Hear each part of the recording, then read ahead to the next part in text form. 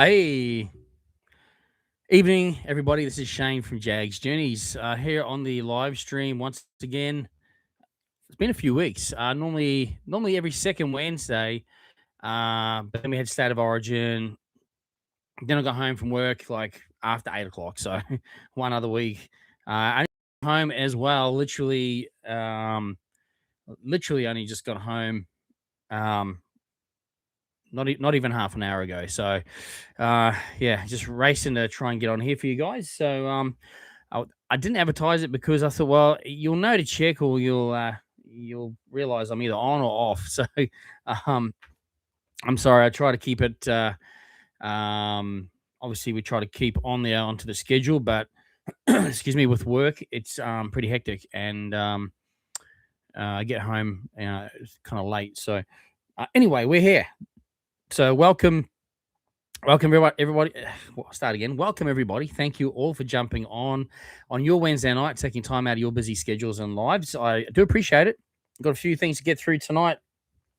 Obviously, we've got some Q&As going on in the chat there, which will address the comments and things. Obviously, we need to keep it theme park and on topic. Chat is moderated by the moderator, so moderator is checking it all out. So please keep it all respectful. That'd be great. And yeah, I'll do my best to get to everybody's comments. And there's a few things I just want to talk about, which I'm sure everybody also wants to talk about as well.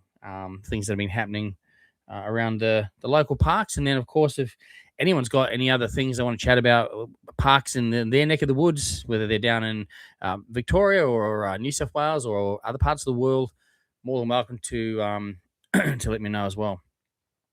Also got a new shirt, some new shirts made.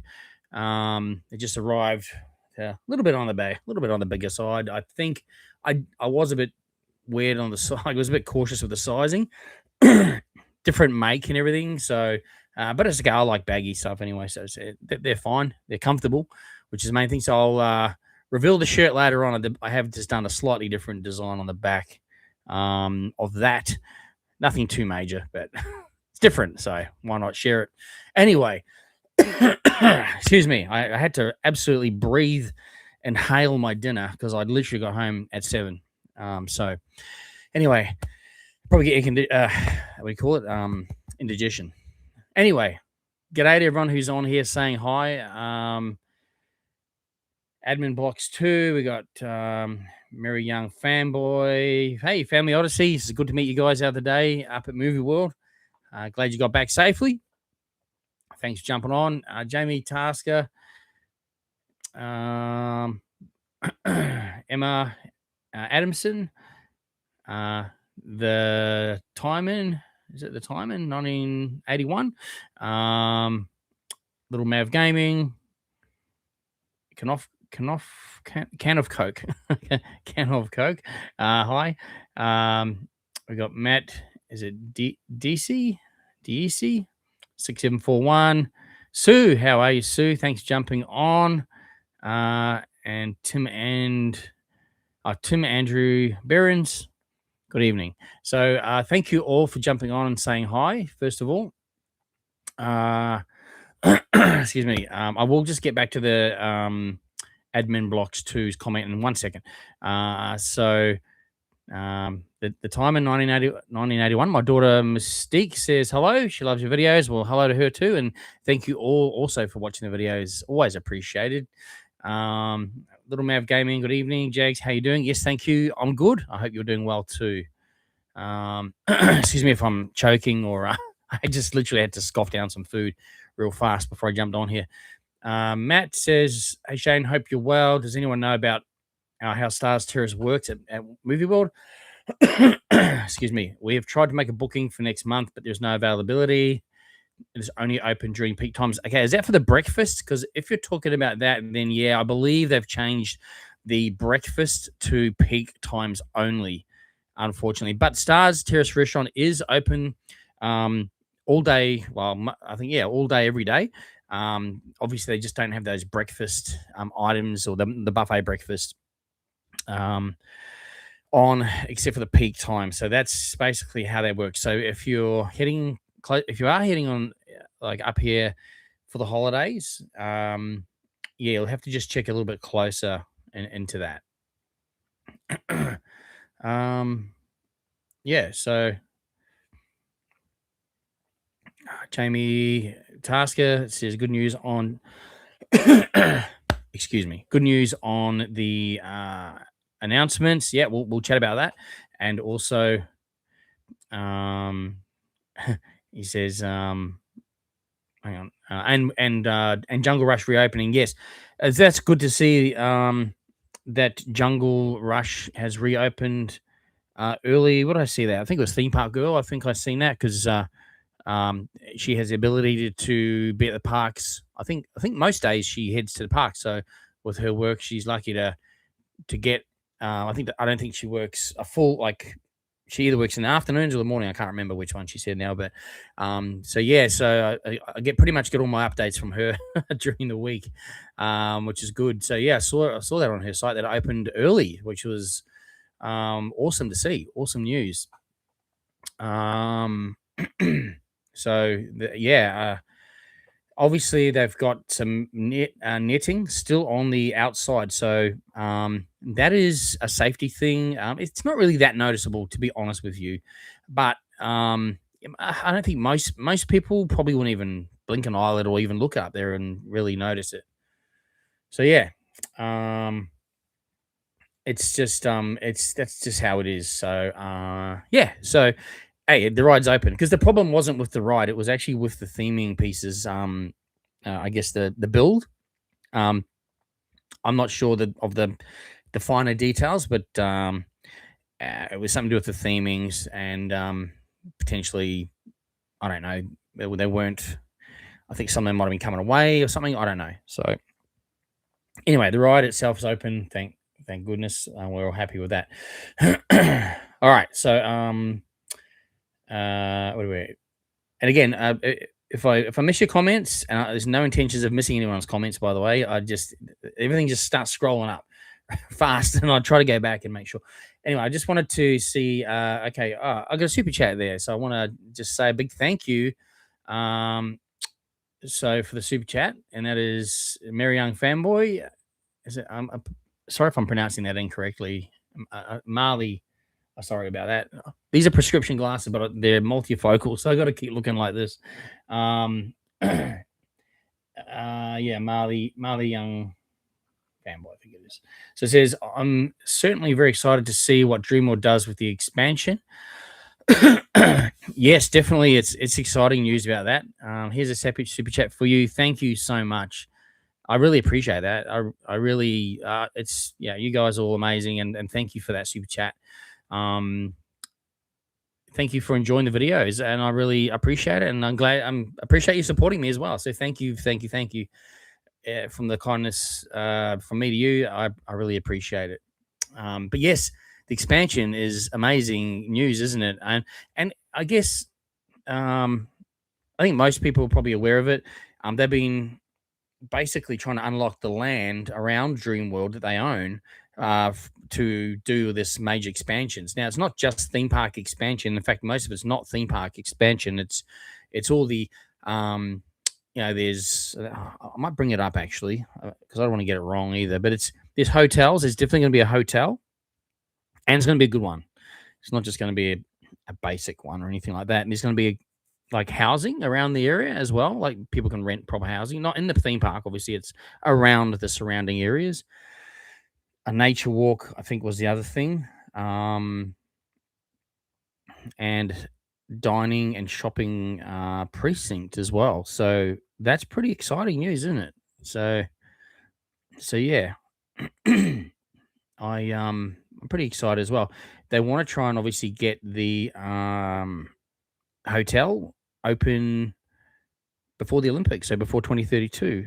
Makes sense because we are going to need more accommodations for people for the Olympics, and yeah, it's definitely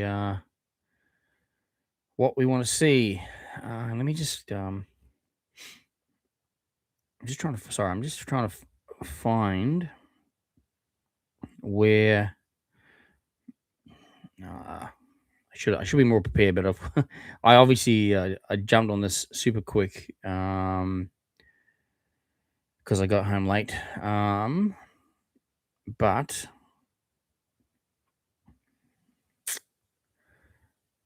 yeah, okay. So um, it's just, yeah, like I was saying, it's retail, dining, there's hotel, some nature walk or nature walks areas.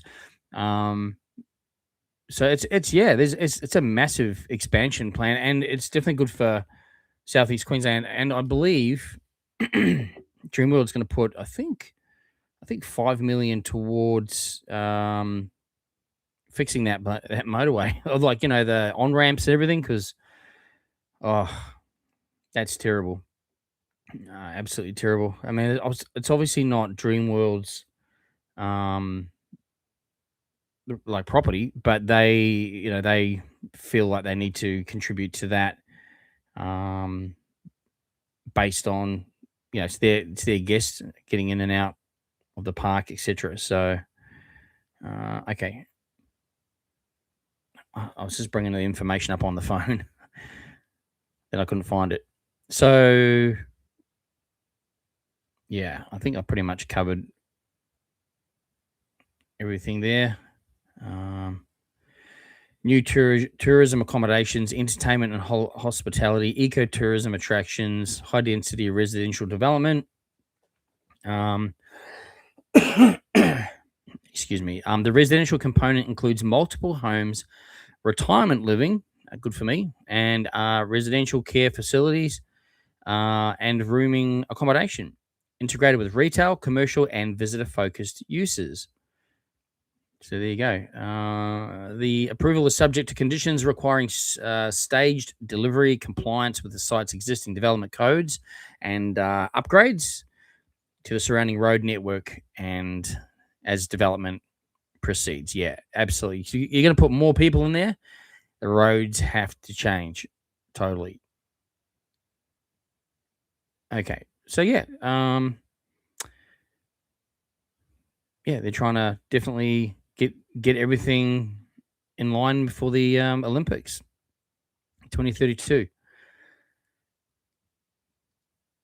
And they reckon this will support maybe more than 1,000 more jobs. So that's pretty exciting for locals. That's really good. And we do have a shortage of quality hotel accommodation between the Northern Gold Coast and Brisbane. So that's definitely going to fill that gap. So that's exciting. So that was the big announcements from Dreamworld. So yeah, I think we're all definitely very, very excited about that. Yeah. I think Jamie also had a question about the theming issues. Yeah, at least the ride's open now, and with Jungle Rush, at least yeah, it's allowing the ride to operate essentially. So yeah, uh, okay. Now I'll just do my best to get back to some more questions. Uh, all right. Let's see. Sorry, I'm just having issues now with my computer. Here we go. It's probably more the user. All right. Okay, we're there. We're good. One at 1515 Jet. Yep, says with Dreamworld's new announcement and hotel coming, I feel they are well and truly leaving Movie World behind and becoming Gold Coast #1 theme park. Yeah, I mean, it certainly seems like that at the moment. They're pushing ahead with investment and development and growth. And Village Roadshow are going through some pretty tough times at the moment.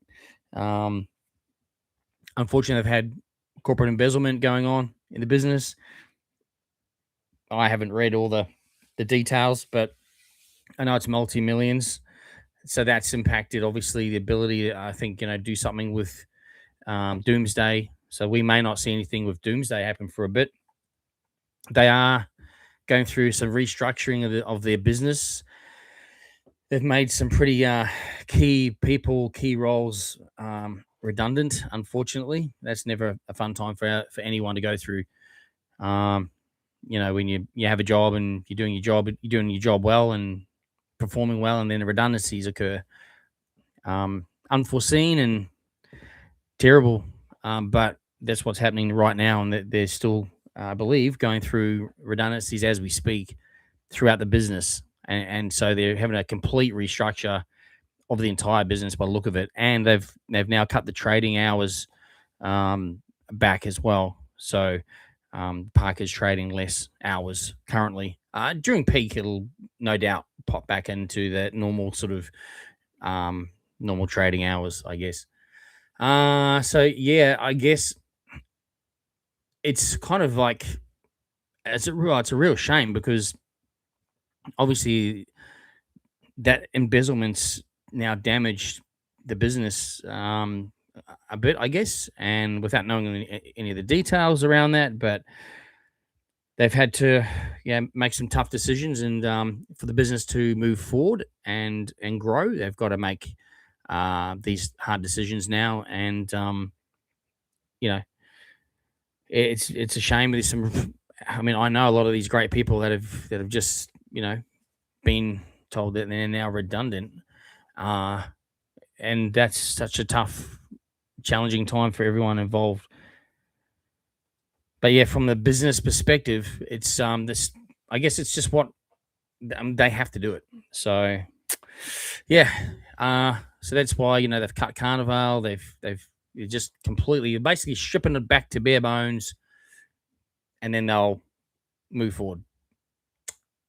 So yeah, but Dreamworld, I guess, yep, they're actually in quite a more, I guess, a strategic growth time for the business, and moving forward with their plans. We will see new rides as well at Dreamworld, but with all of this going on, so we've seen a lot at obviously happen at Dreamworld in the last 5 years or 4 years, a lot with rides and attractions. That's just really to get the park up to a standard. Now it's at that standard, they can move forward with the other stuff, and then put good rides in maybe every few years, but good rides, really good themed, immersive rides, I guess. Excuse me, I think that's their strategy moving forward. All right. Prince Adam says, sorry, I was just watching Masters of the Universe. That's all right. He-Man. I seen a He-Man and toy. I think it was on a social media platform. Probably a fake one, but had an action toy of He-Man, but the face was Michael Jackson, and it said He-Man, He. I had to crack up. I thought that was pretty cool. Anyway, all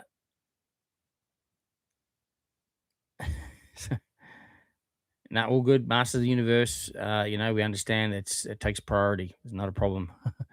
Hey, Unbox It AU, how are you guys doing? We'll be doing your lives this Saturday, and be adding your merch in our giveaway. Oh, thank you very, very much. I hope they know who the merch, what it, who it is. They probably go, what's this? What's this? What's this logo? Never seen that before. But thank you very much. That's appreciated. And yeah, I hope that goes all good. Matt says, thanks for answering my question. No problem at all. Unbox it for you. Did you use a GoPro on Walvis Falls ride? No, I did not. You can't use, unless you get, if you seek permission to use a GoPro, you can. Not the general public. They won't be just given a yes, you can. No, they won't. It's you have to seek approvals and all that sort of stuff. No, what it is on that ride, you are allowed to wear sunglasses. Okay, as part of, any guest can wear sunglasses, and I have a pair of Ray-Ban Meta glasses right here. All right, so that's how I filmed that. I just had my Meta glasses on, and there's really no other rides you can wear. I don't know, maybe the merry-go-round you can wear sunglasses on, or maybe, you know what I mean, but Yeah, pretty much every other ride you cannot have sunglasses on, but you are allowed to wear sunglasses on that ride. So yeah, I have my hands holding onto the bar the whole time, and my glasses don't come off. They're the same style as these glasses, the Wayfarers. Um, yeah, so I do wear them, okay, like a lot of the time. And yeah, that's how I managed to do that. So yeah, no illegal activity, and you cannot film on your with your phones on that ride or any other rides. Cool. What else have we got here? Can of Coke. So sorry to disappoint. I've got a can of something different tonight, but anyway, I do love cans of Coke more than this other stuff. But anyway, you said I'm the only one who thinks SeaWorld is downgrading. They've lost so many good attractions, such as the monorail. Yeah, I agree. Corkscrew. Yeah. Viking Revenge. Absolutely. Cable cars. 100%. And the Ferris wheel. That was awesome, wasn't it? And much more. You did right. Exactly. I look back at SeaWorld, Bermuda Triangle, don't forget that.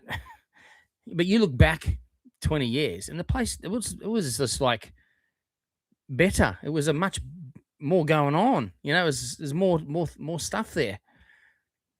I don't know. That people make decisions over the years for various reasons. So sometimes they can't keep a ride operating because it's not cost effective to do so anymore, and they've got to make a decision.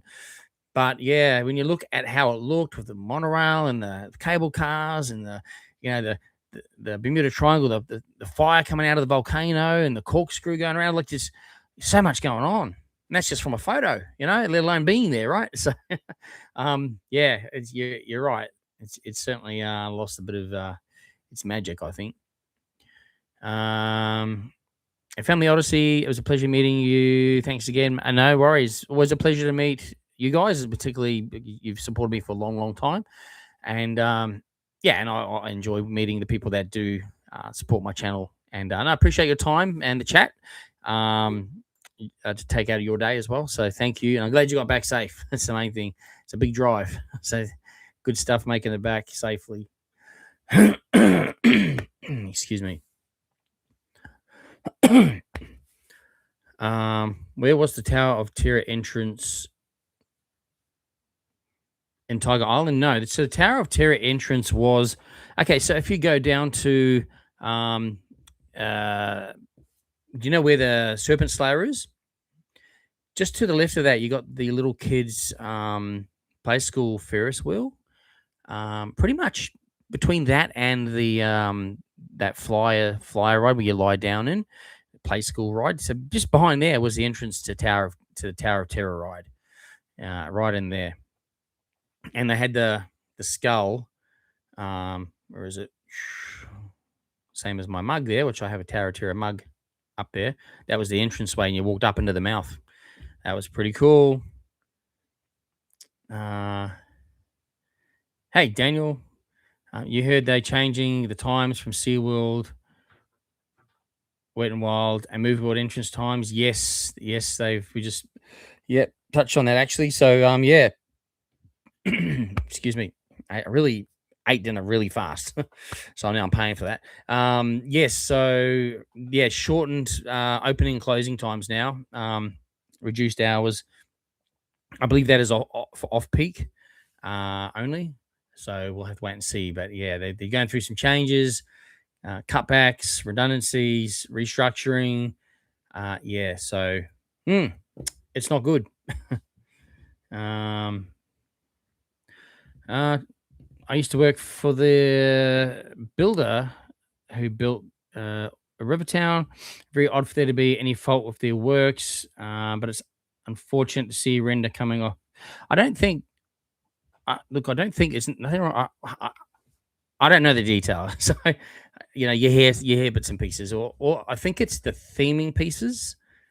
Now I'm pretty sure they were done by another company, so it's not the build. Do you know what I mean? So it's not the building of the place. I believe it's some theming pieces that were maybe done elsewhere and added to the building, if you know what I mean. So I think some of those pieces have been compromised with, I don't know, weather, or the pieces that maybe they weren't built to a certain standard. I don't know. I don't know. I hear bits and pieces, so I don't know for sure. But I know it's nothing to do with the building, like the company you used to work for. That I've never heard that name being mentioned anywhere. So no, they'll be fine. I'm sure that's a yeah, they're fine. I think it's just some theming pieces that were like added to the buildings, things that have been added after. I think that was and not so much how they've been added, the actual theme pieces themselves. So yeah, I think that's just, and it's the few things like, if they're starting to sort of, break down or whatever, as in, again, I don't know the details. So they have to put the netting up so that nothing can just maybe perish and come down onto somebody. So yeah, it's just a safety thing. So, but they take safety obviously very seriously. So that's why the mesh has gone up. But yeah, no.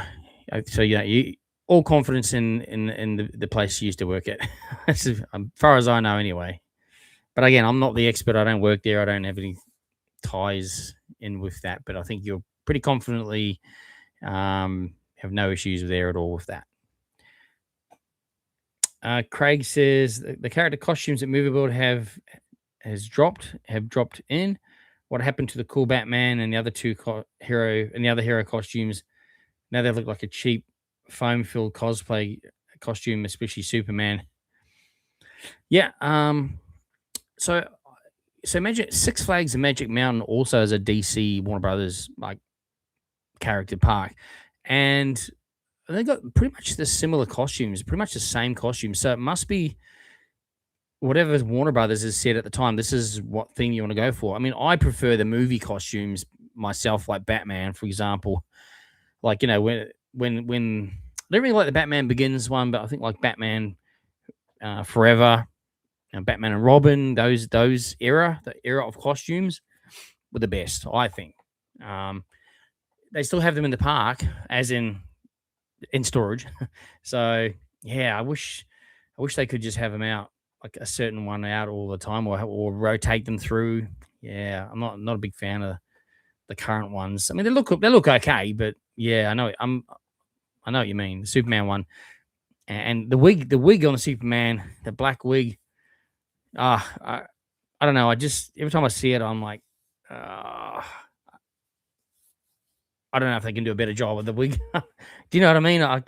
It's not horrible. It's just I don't know.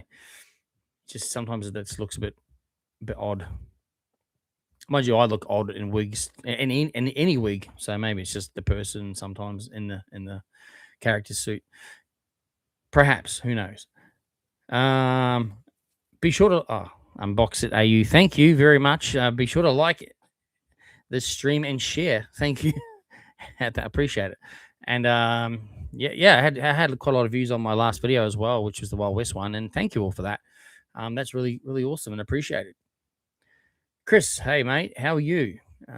Chris says, now that Dreamworld is expanding, is it time for Movie World as well, for hotel maybe? Look, as we know, that hotel was probably should have been up by now, but because of, I think, what's been happening with the financial side of their business, the corporate embezzlement, I think that hotel might be on the back burner. I mean, realistically, they'd want to get that thing up before the Olympics as well. I think they've got to sell that park. I think the company that owns it, the investment company that owns it, probably wants that sold.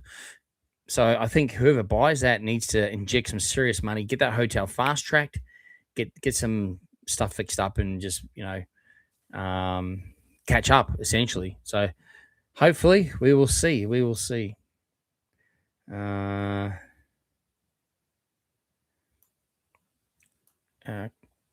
Is it Cordes Tube says, do you think it's a good idea for the area? Do you mean Dreamworld? Or is that, I think that's what your question might relate to? Yeah, I do actually. I think providing the roads get sorted, and they have mentioned that, so I'm sure that's on everyone's mind is, hey, what about the roads? Putting all those people in there and more traffic, it's already a nightmare. So it's got to be fixed. So I know that they know that they're going to Dreamworld themselves are going to put 5 million towards that. So then whatever the government puts in towards that as well. So yeah, you're right. 5 million is not going to fix it. They're just putting in 5 million themselves, so to help get that fixed. So they don't own the roads. They don't probably need to put 5 million in, but what they understand that it's them that's causing more traffic because more people are going to come to their parks and their properties around there. So they feel, the nice thing to do is say, hey, well, we'll help put some money in towards getting these roads fixed up. There's 5 million, right? So, yeah, I mean, those roads cost a lot more than that, but that's the government job. Okay, so they're just helping them out with that. That's all. So it's not just the 5 million. So yeah, so hopefully it'll help, I guess. No planned park extension. Yeah, no. Well, this whole thing is all about expansion of, I guess, around the park. That will bring more people to the park because they're also going to join the hotel essentially to the park. So it'll help with that. Park expansion doesn't necessarily mean growing the park. There's plenty of land that they've got that's unused within the park still. So there's still room to grow more rides and attractions in the current Dreamworld. The plans, you're correct. It's all about what's happening in the surrounding areas to link it all up as one massive. If you think about in Florida, I don't know if everybody's been there or not, but I only went last year for the first time, and with you got Universal Studios, Islands of Adventure, which are two Universal theme parks right next door to each other. City Walk, where all the restaurants and cafes and retail precincts are, and all the hotels around it. And there's other attractions around there like mini golf and other attractions and restaurants. And it's where you go. It's all geared up for that. Theme parks are just part of it. So that's what they're trying to create essentially. But also by putting, residential around there as well, there's land to do that. So, and we have a huge housing and rental shortage, particularly in Gold Coast, but in Queensland, with massive waiting queues. I was talking to someone the other day. They're trying to get a rental, and they can't even It's like, oh yeah, you can apply, but there's 20 other people that have already waiting, and they reckon they said they give you indication of the rent, and they said, but whoever's prepared to pay the most will probably get it. Crazy, so it's such a demand. We pay a mortgage off, so we don't own the house outright yet, but we're paying the house off, so we have a mortgage. I get probably 3 or 4 messages, emails, phone calls, knocks on the door, notes left in my door. Oh, we've got cashed up people from the southern states. They all want to buy your house. Like I didn't see the for sale sign out the front. The real estate agents have a high demand and nothing to show them. So they have to go to just people who are not selling their house and to say, hey, we've got cashed up people. They want to buy your house. On the off chance they ask 100 people and maybe 2 might say, oh, actually, okay, maybe, or yes. But it's so I've blocked so many numbers now. I'm just because I'm sick of it. I'm like, if I want to sell, I will talk to someone myself. But I'm not going anywhere. So, but there must just be such a demand. I think the rental availability is less than 1%, 0.0 something 3% or something. I don't know. And the houses for sale are, I don't know, pretty low as well, from my understanding. So, so they need more houses. They need more of this. They need to build a lot more of this stuff, providing it doesn't look like, dolls' houses all shoved together. If it's done nicely and looks nice and a little bit spacious and all that, well, then it'll be good and it'll help more people get some housing as well. They reckon the Gold Coast is going to grow in population by another 300,000 people in the next, what they say, 15 years. I'm like, where the heck? Like, are they going to go and stay? And we can't have 300,000 more, or even half of that, cars on the current roads. It takes me 2 hours to get home from Brisbane every night as it is. It's just gridlocked the whole way, the whole way. It's I don't understand what they're going to do. The other motorway maybe might help, but I don't know. When it's finished, it might help. Anyway, let's move on. We can talk about that for hours. Okay. Now, yep, here I am. Prince Adam, he says, "Hey Shane, on the 3rd of July, there was a house caught on fire in my neighborhood. Oh, geez, and they blocked my road because of the power for a day. But your house is okay and you're okay. Well, I'm glad that you're okay. I hope. I mean, I hate hearing that because I think there's another one last night somewhere in I think it was Kingston, not far from here, really. I think so. I think one or two. No, I think two people might have lost their lives in that one. Like, it's just terrible. Like, geez, I hate hearing things like that. So yeah, well, don't charge those lithium ion batteries in your garage. Those, they're dangerous. And I guess just get your electrics checked regularly and don't leave things on, and just double check everything, and get smoke detectors. Really important. If you haven't got any, get them. Sorry to hear all that, but I'm glad you're okay. Jack says, "Love your work, Jaggs, as always." Oh, thank you, Jack. I appreciate you. Thank you for supporting the channel and myself. Cortez Tube says, "Don't you think Dreamworld should be focused more on the theme parks?" Oh, trust me, they are 100% focused on the theme park. They have the theme park team, and then they have obviously another team that'll be doing all the other stuff. So, yeah, and I have seen plans, and they're separate. So there is definitely plenty of planning and future growth for Dreamworld. So don't worry about that. It's not going to be put on the back burner. But obviously, with investment, they've got to be smart about where they're putting the money. And like I said before, instead of like the last few years, they've put so much into that park, 180 million. I think they got rid of that old dirty grubby ABC land. It was falling apart basically, and now you got beautiful Rivertown in there. They're going to do something with Motor Coaster. We know that. That'll get announced probably later on this year. But they did all of Kenny's and Belinda's Dreamland, and all through Ocean Parade. They got rid of the claw and put King Claw. So they've done a lot. So in a short time, Seal Taipan, obviously, again too. They've really done a lot in a short time.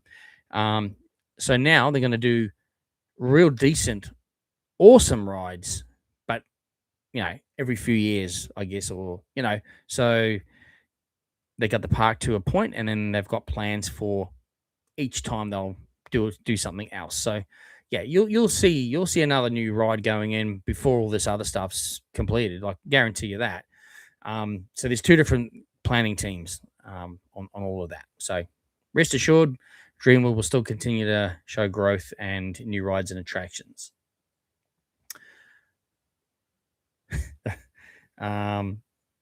Jamie says, "The roundabout at the entrance of Dreamworld is a final thrill ride for guests departing." I agree. It's like gauntlet. It's like, should we go or can we go? You're right. It's yeah. One of my subscribers, sometimes she's on the live, but she said she was there with her family, and it took them. It was a peak season though, so it was like December peak. I think it was actually the busiest day Dreamworld has ever had. I think it was last Christmas, some day last Christmas, and it took an hour and a half to get out of the car park, like crazy. After you've had a full on day, is the last thing you want to do, and it's just gridlocked. It's just gridlocked. So yeah, it's a thrill ride. It's also a big problem they need to sort out.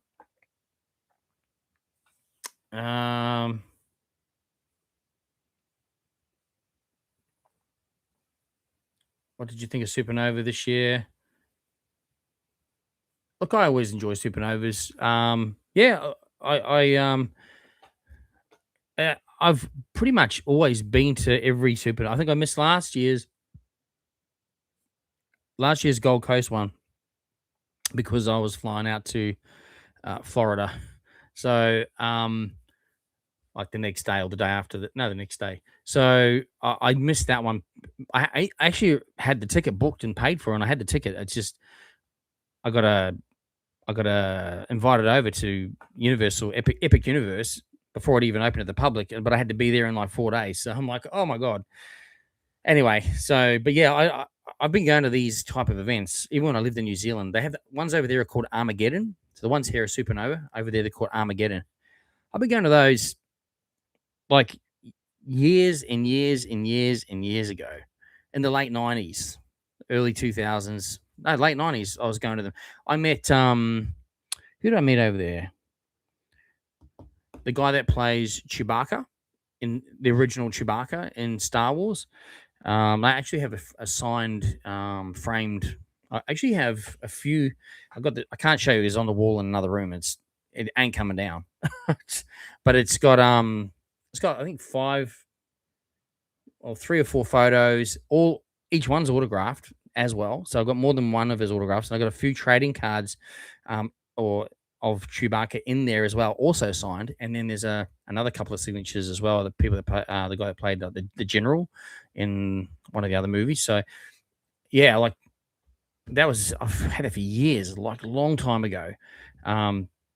Yeah, so those events I never really miss them because I've always loved pop culture and seeing the famous people there and all that kind of thing. So yeah, I've always gone to them. So I enjoy them, but they're just getting so busy now that they're getting hard to get around, like shoulder to shoulder most of the day. It's challenging. I did like how they had some of the panels. I know I like how they moved some of the artist stuff upstairs in the Gold Coast this year around. It kind of took a bit of pressure off the inside, and some of the panels were also done across the road at the casino, which I didn't really like that because it was kind of felt disjointed, and you had a bit of a walk to get there. But I think it's outgrown the Gold Coast Convention Centre, to be absolutely honest. So it's such a big event. When they have it in Brisbane, it's a bigger space. I feel it is anyway, and that still gets almost shoulder to shoulder too, which you know becomes uncomfortable a little bit. So, but I still love it. I still go and enjoy meeting people, checking out all the costumes and everyone that appears on my video. That I have always have their consent to you know. Would you like to be in my YouTube video? It'll just feature with some music behind you, feature your costume. Look, some people say no and they don't go on there. So I always ask. Like you should always ask. So yeah, but no, I love those events. Looking forward to the next one in November in Brisbane. Um, I'm going to Movie World next week. Excited to go. Yeah, well, last time I was there last week, everything was open, but just check the schedule on the day because there might be some upcoming maintenance. Jack says, I'm a painter. I always wanted to do some painting at Movie World. Could have a ride at Smoko. Unfortunately, if any contractors are in the park doing painting, they're not allowed to. It's very strict. They can only go to the back of house lunch areas and not allowed in the park. And usually that the painting is always done out of hours, before or after, not during the day. So unless it's behind, hoarding, or it's back at inside somewhere. Yeah, sometimes it'll get done during the day, but yeah, you can't. They won't allow that. It's it's a safety thing as well. So yeah, unfortunately, it sounds good, but it would never happen.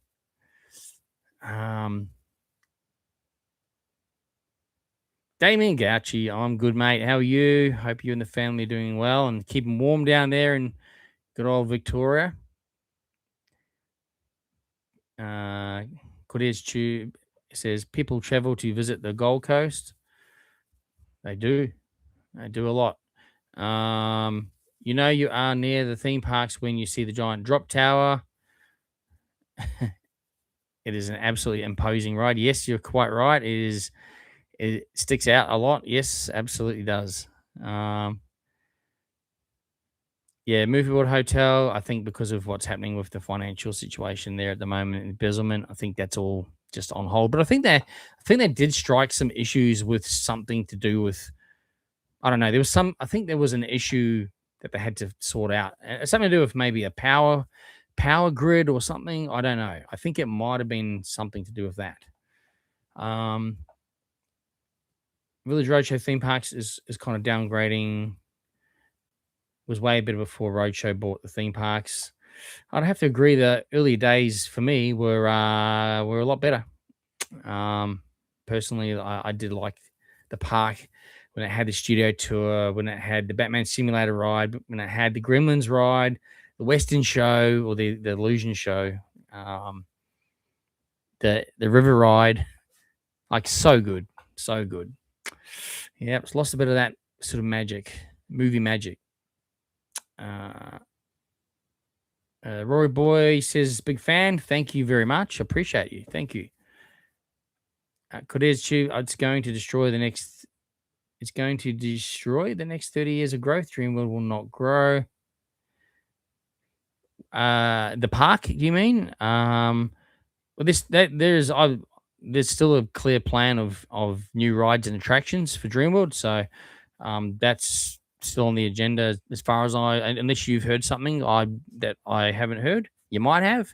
Let us know if you have, because last conversation I had with the CEO there's definitely lots of cool things happening for Dreamworld coming up, for the theme park as well.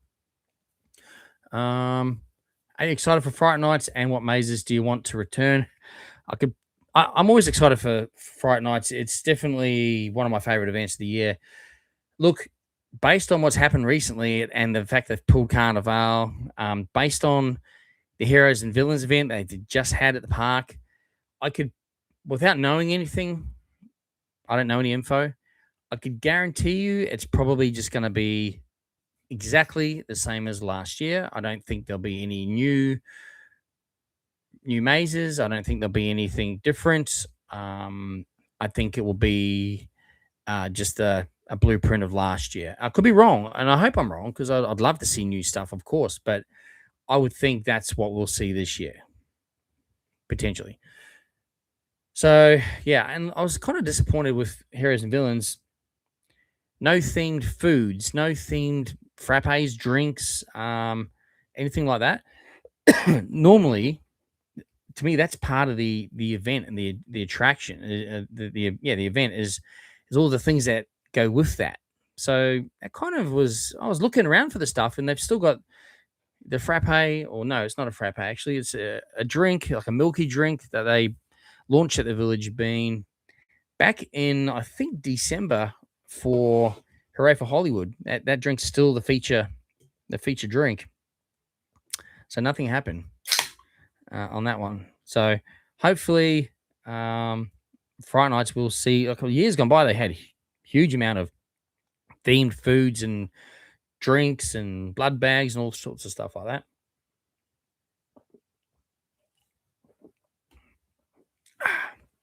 So, of course, I'd love to see a full event, essentially, right? That has a whole lot, but we'll have to wait and see. But I am looking forward to it. I always love that event.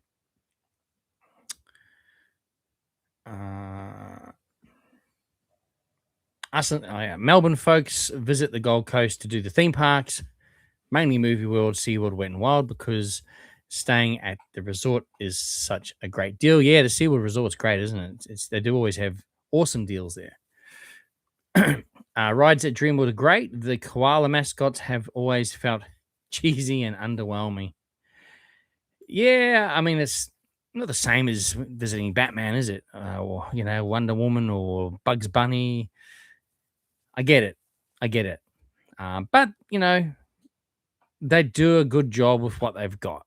And they have upgraded the suits. I recently seen a Kenny Koala from, I don't know, in the 80s and looked bloody scary. So I'm like, oh, how do the kids like that then? Like, at least the one now looks fun, happy, you know. So, um, but yeah, I get what you're saying. If Dreamer wanted to do well, they should have kept DreamWorks and How to Train Your Dragon, absolutely, and Shrek. Yeah, look, obviously that's a Universal Studios IP. They had to pay significant money to just use the IP, and then obviously they got to maintain it, all that stuff. Look, I agree. I mean, it brings people like the theming. It brings people in. They know the brand, but they all have an expiry. Those when you're using another IP, they essentially they have an expiry. So I mean, they can use that money that they would have paid for that to invest in other things and grow maybe new, the park and put new rides, attractions, and things like that, in which we have seen happen actually over the last few years. But I'm with you though, like in terms of I'm big on like I love Universal and I love all the IPs that go with that as well. It makes you feel happy, makes you feel like you're immersed in the movie or something. So, um, but I think Dreamworld is wants to have their own identity and more Australian culture kind of a park, and which probably will appeal to a lot of overseas visitors as well. Um, but you never know. Look, 5 years time they might put an IP back in or a land that's a whole different IP. You never know. Things can change on that. I don't expect Fright Night's Mazes to change due to lack of funds. Yeah, I don't think. I think we'll just see exact replica of last year. Have to be honest and say that Village Roadshow have really gone downhill recently. It's a shame as they used to be world class. Hopefully they can sort issues out. Yeah, well, unfortunately, some people have been, siphoning a lot of money out of that place, and it's I just still can't even believe it, to be honest with you. Yeah, it's just beyond comprehending what's happening there. I spent 11 years working for the business years ago, um, through the good times, and we had a few rough times there as well. But yeah, this is crazy. Anyway, it'll get sorted, and it will probably take a good five, maybe even a bit longer, 5 years or more to really come up, again. But we'll see. Um,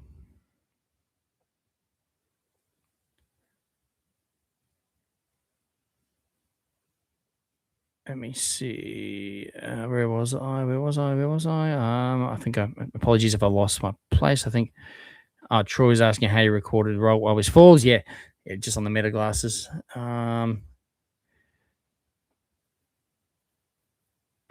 news last week about Jurassic Park actor Sam Neill passing away. Absolutely, fellow Kiwi.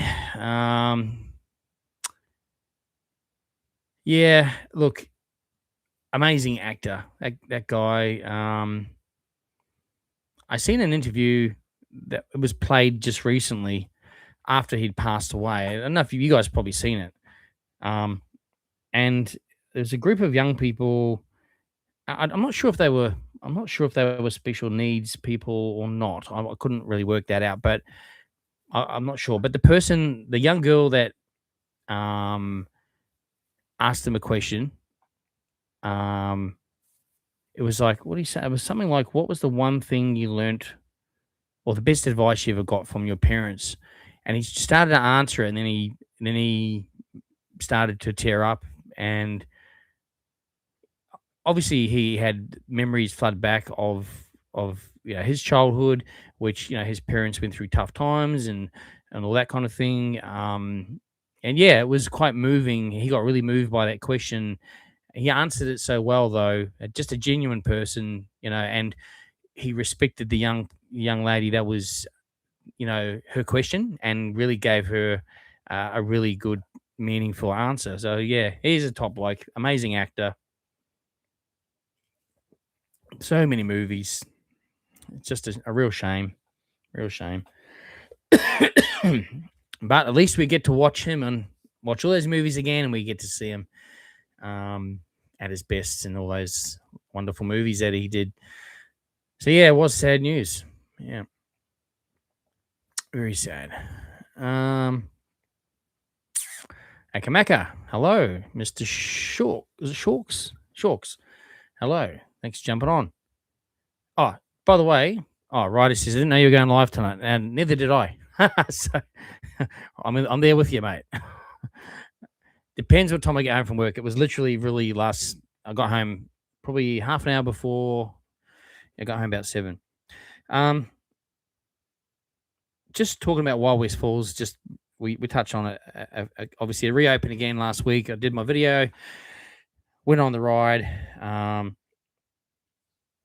You've seen the POV footage I filmed on the Meta glasses, but I just received information today. It's actually on Movie World's, I think it's Instagram. Let me see.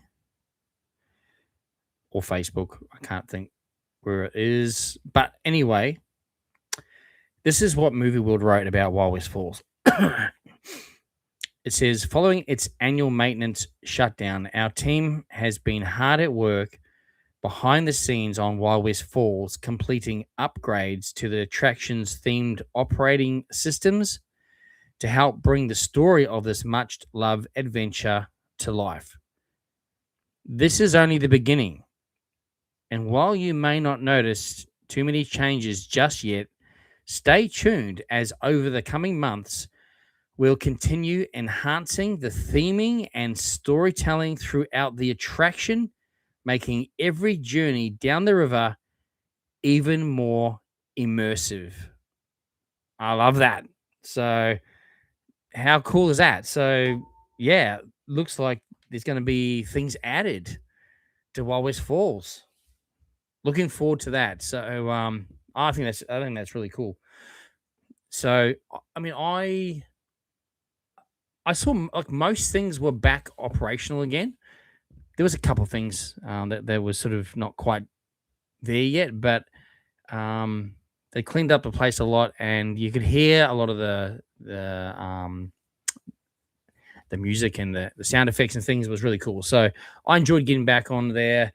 I had a couple of rides on that day, and it was raining too. I thought, oh well, it's raining and I'm going to get wet. Doesn't matter. That's why I have my jacket on as well that day. So yeah, it was really cool to get back on that ride. So yeah, that's exciting what they've just said there. So we can expect a lot more out of Wild West Falls. How cool. It's one of my favorite rides, mainly because of the theming. I know you can't normally film on the Wild West Falls. They stopped the ride when I took a selfie on the Wild West Falls. Yeah, they do. They stopped the ride. Actually, yeah, when I was there, it got stopped. I think after I'd hopped off, then the ride got stopped. And the same thing, just before it went up on that first incline, people had their phones out. So they stopped the ride and they come and basically remove they tell them to put the phone away, otherwise they get removed off the ride. Yeah, so, but again, you're allowed to wear sunglasses on the ride. So I just turned the sunglasses on, the Meta glasses, and just held on tight and rode the ride. So yeah, you can't wear sunnies on all the roller coasters. They won't allow that. In the States, they do. That's weird. They won't here. Aston, how you doing? Good to see you on here. Pammy Pam, hey everyone. It's got the live notification. Thanks, Pam, for jumping on. Yeah, sorry, I didn't advertise it because I never know what time I'm actually going to get home with traffic and everything. And as it was only about half an hour before 7:30. I think I got on at 7:35. So anyway, thank you for jumping on. You can always watch the live back later too, as well, because obviously it gets saved. Of your videos, I miss living on the Goldie. You moved away from the Goldie. It's still here. It is a cool place. I mean, nobody's perfect, but you know, I'm sure you must have moved away for a reason, and I'm sure things are good. But yeah, I'm doing good. Dreamworld have recorded attendance over the past Christmas period. Sorry, Dreamworld had record attendance over the past Christmas period. Absolutely, they sure did. So yeah, they're doing pretty well. Yeah, the park has improved a lot, and they've done a lot. They spent a lot of money. Yeah, they've done a lot, and we'll see more improvements and rides and things going in over the next several years. For Supernova in Brisbane, it's a 3-day event, but I heard that Friday isn't worth going to. Yeah, I've never. I only once wanted to go on a Friday when Stan Lee was still alive, and he was on only on the Friday, and I couldn't get the day off work, so I missed out and getting to see him and get an autograph, and then obviously he passed away not long after that. But yeah, no, the Saturday is probably the busiest day. That's the day I normally go because I got to film on that day and edit Sunday. So anyway, it is what it is.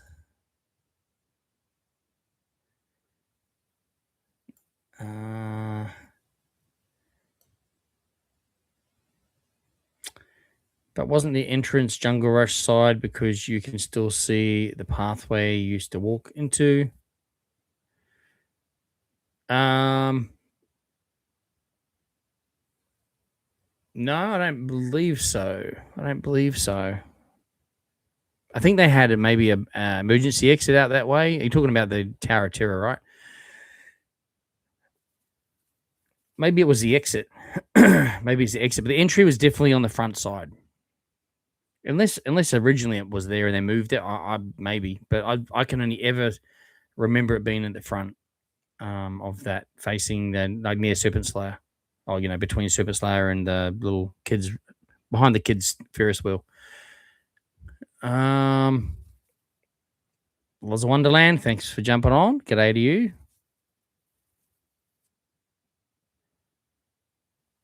Heroes and Villains wasn't that bad. Didn't stay for the parade, but generally it was pretty good. Yeah, look, I think if you had never been to an event before, a Heroes and Villains event, it was a great day out because there was extra characters out. There's a couple of extra shows, and the parade, whilst it was just a normal parade at sort of the normal time, it still featured the heroes and villains, and it was still cool. It's still cool. I think more character interactions as well. So yeah, I don't think and the theming elements they put around the front of the park, loved that. It was so good.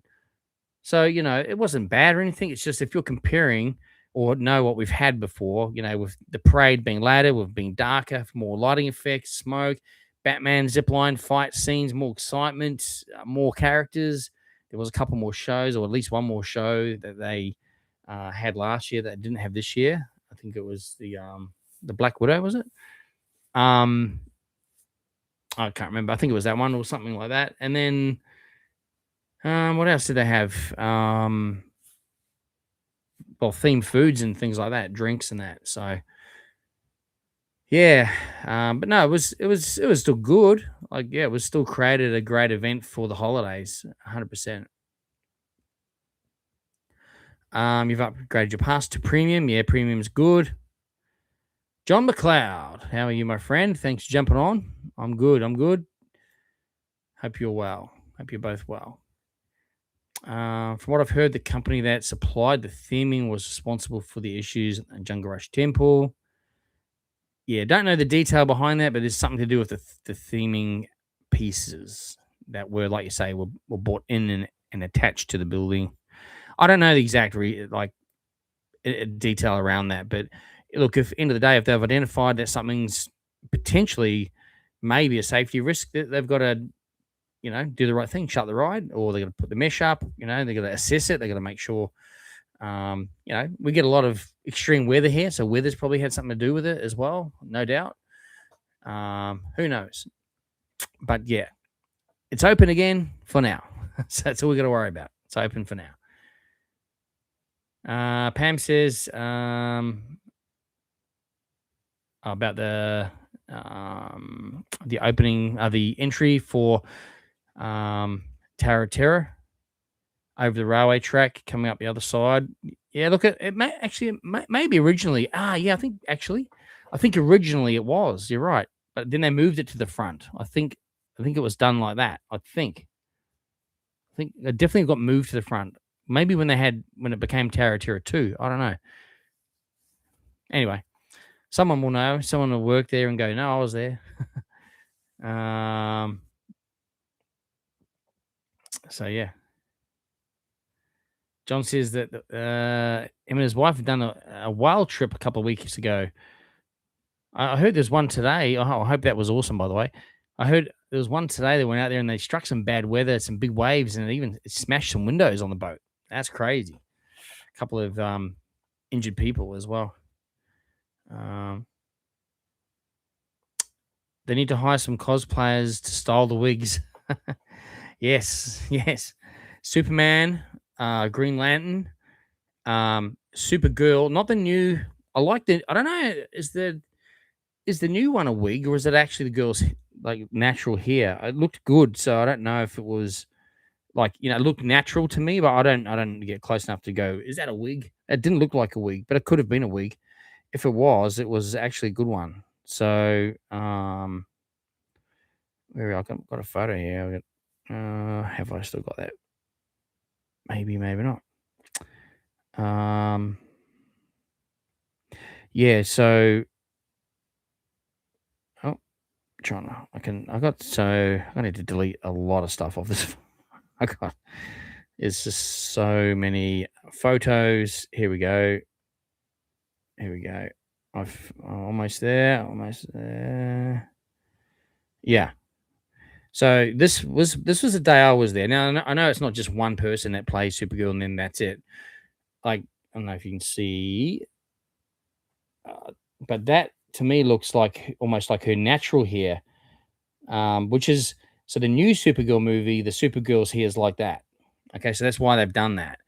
But sometimes it's that other wig that they have, the original Supergirl wig, and sometimes it looks okay. Not, I don't know. Sometimes not, but yeah, some of those, just a few of those wigs, definitely don't look right, or quite right. I'm no expert. Like, don't ask me to do a wig. Like, but like you said, maybe there's some people that do cosplay who, because you look at some of the wigs that are the cosplayers, are using, and that looks, they look incredible. They look how they should look. So, yeah, maybe they just need to, I don't know, source differently. But I do know that with those characters, how the look is actually what's approved from Warner Brothers. So I don't even know. I think maybe even those costumes may even get sent over from the US, including the wigs. So it may be movie world's hands could be tied and go, well, we can only use what we're supplied, and that could be the case potentially. So maybe that's the case, but if that's the case, they still need to sort something out with some of the wigs. Anyway, it's all about the interaction with the customer and the guest, with the guest and the character, I should say. All right. Yeah, Dreamwood needs to fix the roundabout. Maybe take the roundabout out and put an intersection there with lights. I don't know if that'll fix it. Or put an upper ramp. Then that goes over the top, around, and then into another lane or something. We're good to see the light rail extended from Helensvale to the theme parks. It would.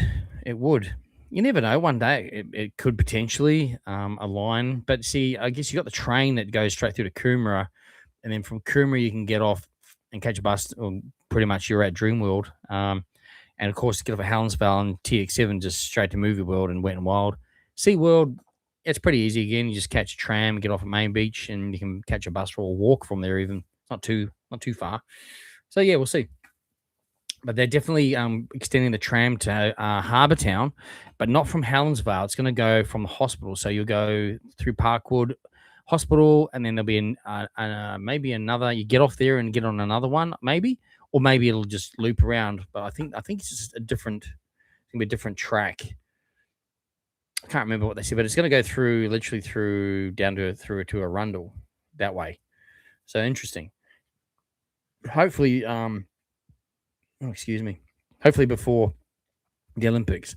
The Burley section, they're testing now. I saw trams going back and forth in Burley the other day. It's pretty cool to see. It's all finished. They're just doing the testing now. So I think that must open in August, I believe. So actually, no, it opens this Sunday. Um, 3, 4, 5. Yeah, I think Monday, 27th, I think is the official opening day for the Burley section for the tram. So there you go. I think the official official opening might be Sunday, but then like official ceremony opening, whatever, and then Monday, boom, operational.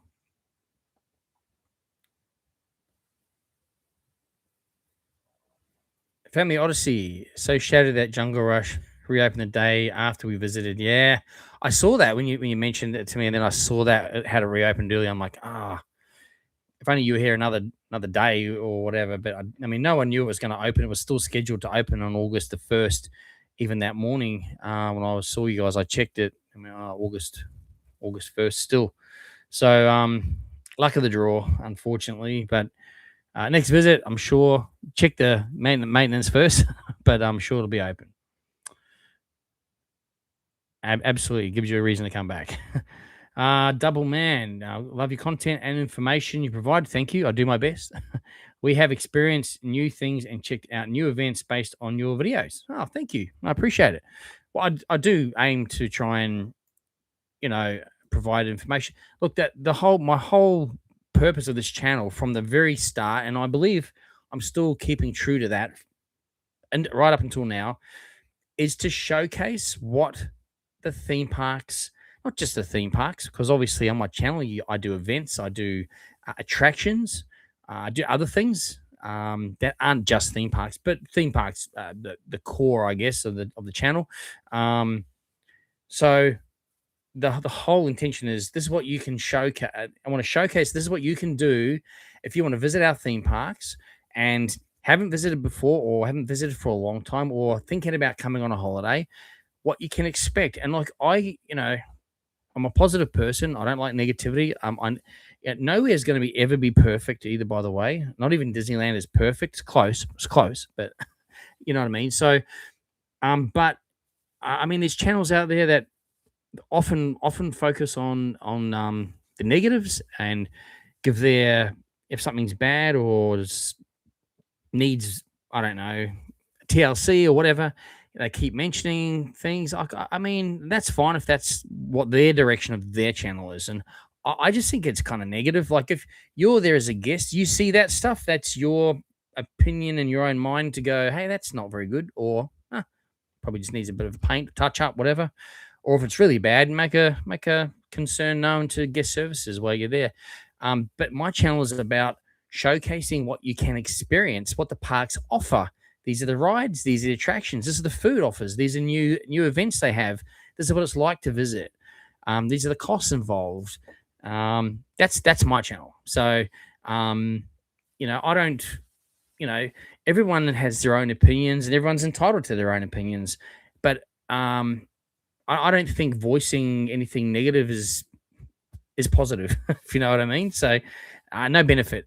So I'm glad you get a lot out of the videos. And that's the intention. It's to a place you can go to get truthful, real, a look at what it's like to actually visit. When you look at some places, like if you have never been to a certain theme park and you go, okay, we're going to go to, I don't know, Disneyland, never been there before, you can look up all their marketing materials and they'll, see, happy families with balloons and all that and Mickey Mouse.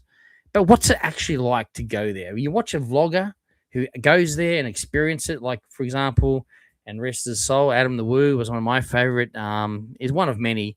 But, that's, those guys were always positive and just go there to enjoy the parks and showcase everything you can do and experience there. Yeah, I mean, you might say, hey, this food was, probably wasn't the best on the night, but I'm sure maybe it was the time I visited the outlet or whatever. You should visit yourself and check it out. You can say things like that for sure, but yeah, this is, I've been, I've had comments being directed at me before. Oh, you sugarcoat stuff. Well, I don't. I literally don't have time for negativity. I just, if I enjoy it, it's how I portray what I enjoy. I just want people to say, hey, yeah, look, we'll go there and make our own minds up. But this is what it's like if you want to go there. You know what I mean? Anyway, that's not going to go on about it, but that's, that's my intentions of my channel from the start. And that's how I continue to run my channel, like to give you guys that information. And I'm glad, you get a lot out of it. I get lots of comments from people saying, hey, we weren't actually thinking about going to Dreamworld, but now that we've seen what's happening there through your videos, what events they have, the night markets and all that, well, we're going to come and check it all out. And that's great, because it's also great for them, to get.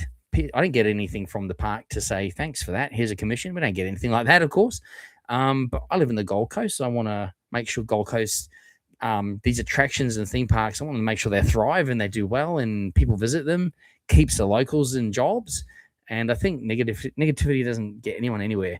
So anyway, that's the go with that. So yeah, I'm glad you enjoy it and getting a lot out of it.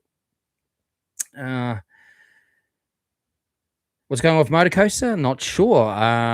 It's no announcement yet. So I haven't been back to Dreamworld for a couple of weeks, so I don't know actually. I haven't even, because I'm so busy, like at my Monday to Friday real jobs, that I don't always get too much time to even watch like what else is happening on social media. I literally am just so busy, but yeah, I tend to see theme park girls, Nikki. She's there often, like I think daily or every second day maybe.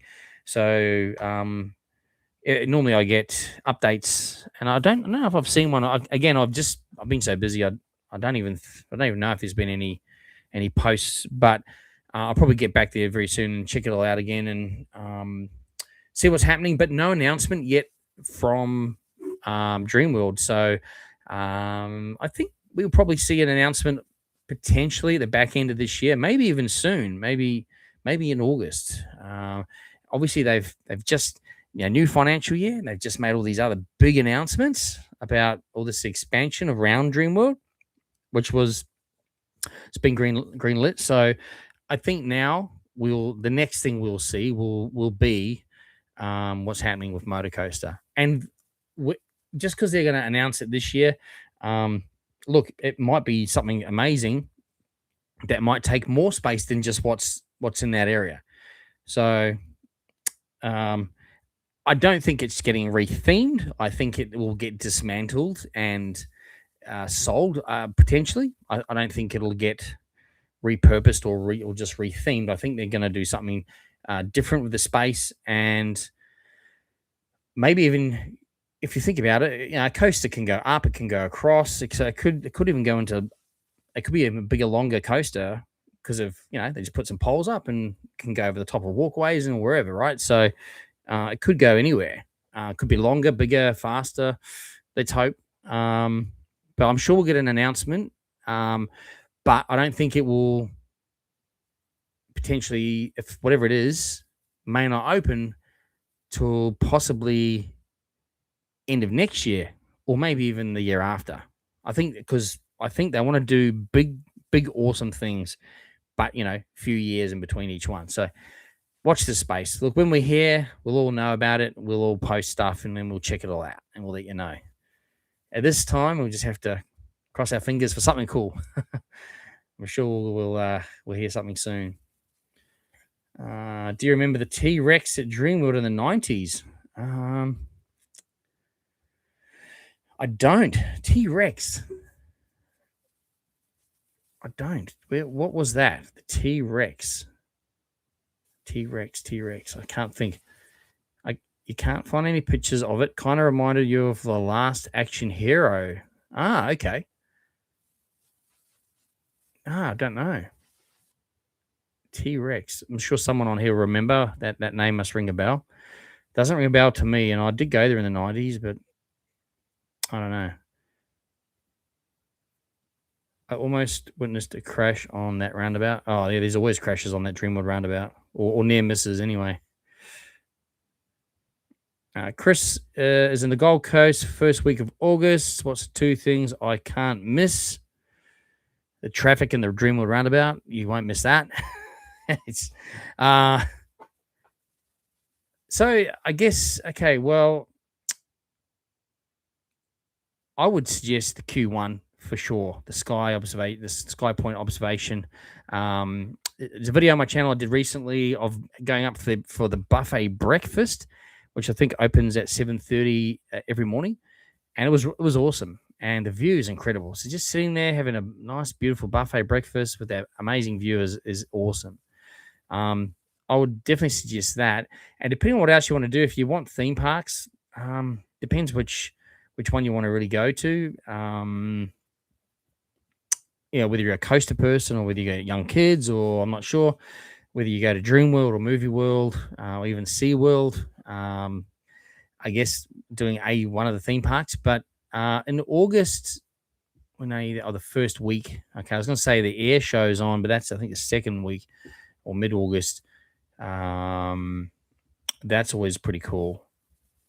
But yeah, maybe I mean in surfers, there's plenty of attractions as well, like that you can just do as you walk around, and um, I just did the tricked illusion one recently, but there's the big time zone in there. There's axe throwing if you want to do axe throwing. There's padlocked escape rooms. There's heaps of cool stuff around. Obviously, and the theme parks. There's boat rides. There's the weather's probably still been on the cooler side, but there's plenty of whale watching. I think still on. Yeah, so it depends what you like, but I'd say Q1 is definitely something you want to do. If you haven't been and up there before, it is amazing, and it's worth checking out for sure. So other than that, maybe one of the theme parks. Yeah. What else we got? The main issue is with Supernova, that's my main issue with it. It's packed and the cosplay theaters having to walk over to the casino. Yeah, so I think they've outgrown that whole convention center. It's outgrown it. It's incredible, really. So it'd be interesting to see what they do. They have to maybe have it on for longer. I don't know. People still come the weekend though. That's the problem. Are you doing Oz Comic Con Brisbane? Most likely, if I'm available, yes. I normally um, do the Oz Comic Cons as well. Yep. Obviously, it costs a fortune. Oh yeah, with the photos and the photos with the guests, the famous people, and the autographs. They've just I don't know. They've just gone up and up and up and up, and I get it, but man, it's super super expensive.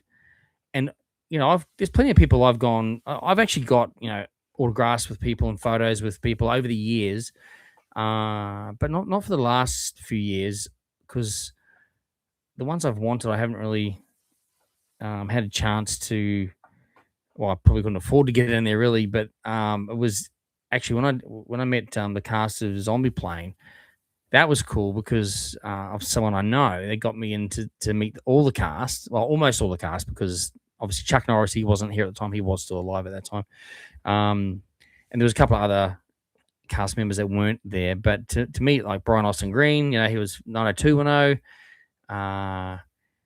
And there's quite a few of those actors. That was pretty awesome. And there was no cost to that as well. It was just a really quick signing and a meet and greet. That was cool. But if there's someone I really, really like if Arnold Schwarzenegger was to come here, for example, I would. I'm kind of like Christopher Lloyd. He was here, but he didn't come to the Gold Coast. He was only in Sydney and Perth. And when I heard about it a few months back, I was like, I've got to go to that. Like, love Back to the Future specifically. And then I kind of forgot about it. And then when I realized it was too late, I missed out. And a couple of people I know got photos and meet and greets, and they would have been amazing. So yeah, uh, it's just getting very expensive, very very expensive. But sometimes it's worth it if you watch that person in movies and you look up to them or whatever. Then maybe it is worth it. Hey Jags, it was this time last year on a Saturday. Um, the exit is insane, so I'm glad it's. Oh yeah, that's right, Leanne. It's right. Hello. Yes. Oh, was this time last year? Was it? It's just a Saturday. Ah, you're wearing the socks again. I'm glad they're still good. um, yeah, yeah. Well, that's. I mean, if that was it school holidays, it must have been school holidays, was it? I think it might have been. I don't know. Was it just a Saturday? Because it is just even weekends now. It's so busy there now, which is great for the park. Definitely great for the park. But um, yeah, they're. I mean, with announcing all these great new developments around there, it's going to bring so many more people in. They got to get rid of that roundabout. They got to completely redesign the whole thing. And at least Dreamworld acknowledges that, and they're putting in 5 million um, towards it, and then hopefully something will happen. But as we know, that takes years to do that stuff. So I think we're going to still be stuck with that pain for quite a few more years before it's all done. Anyway,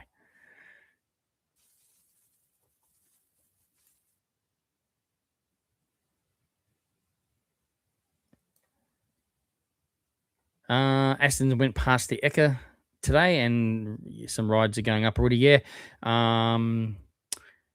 I've had a couple of my subscribers send me some photos of one of my subscribers. He's usually on here. Actually, he might be. I haven't got through the comments yet. Michael, he's a train driver. He's also one of the part of the pun, a trainer. He trains the train. He trains the train drivers.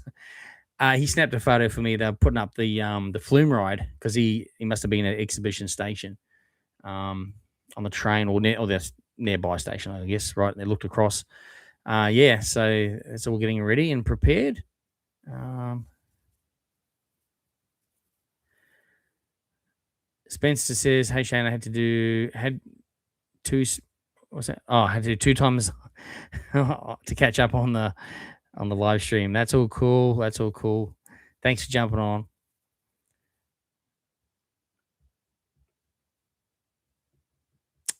Yeah, look, the embezzlement. Well, look, the park. You're right. It's not just from that, but they're going through major restructure. The park's for sale, so they're going through massive restructure, cost cutting. They need to recoup funds as well as the embezzlement, but they need to bring the park back. Like I said before, almost like you take it back to its bare bones, almost. To kind of like it's like shake the tree, stuff comes out, falls off. You pick some stuff off as well, and then you go right. We've pruned the tree. Now let's see it grow. So it's the same sort of analogy, I guess.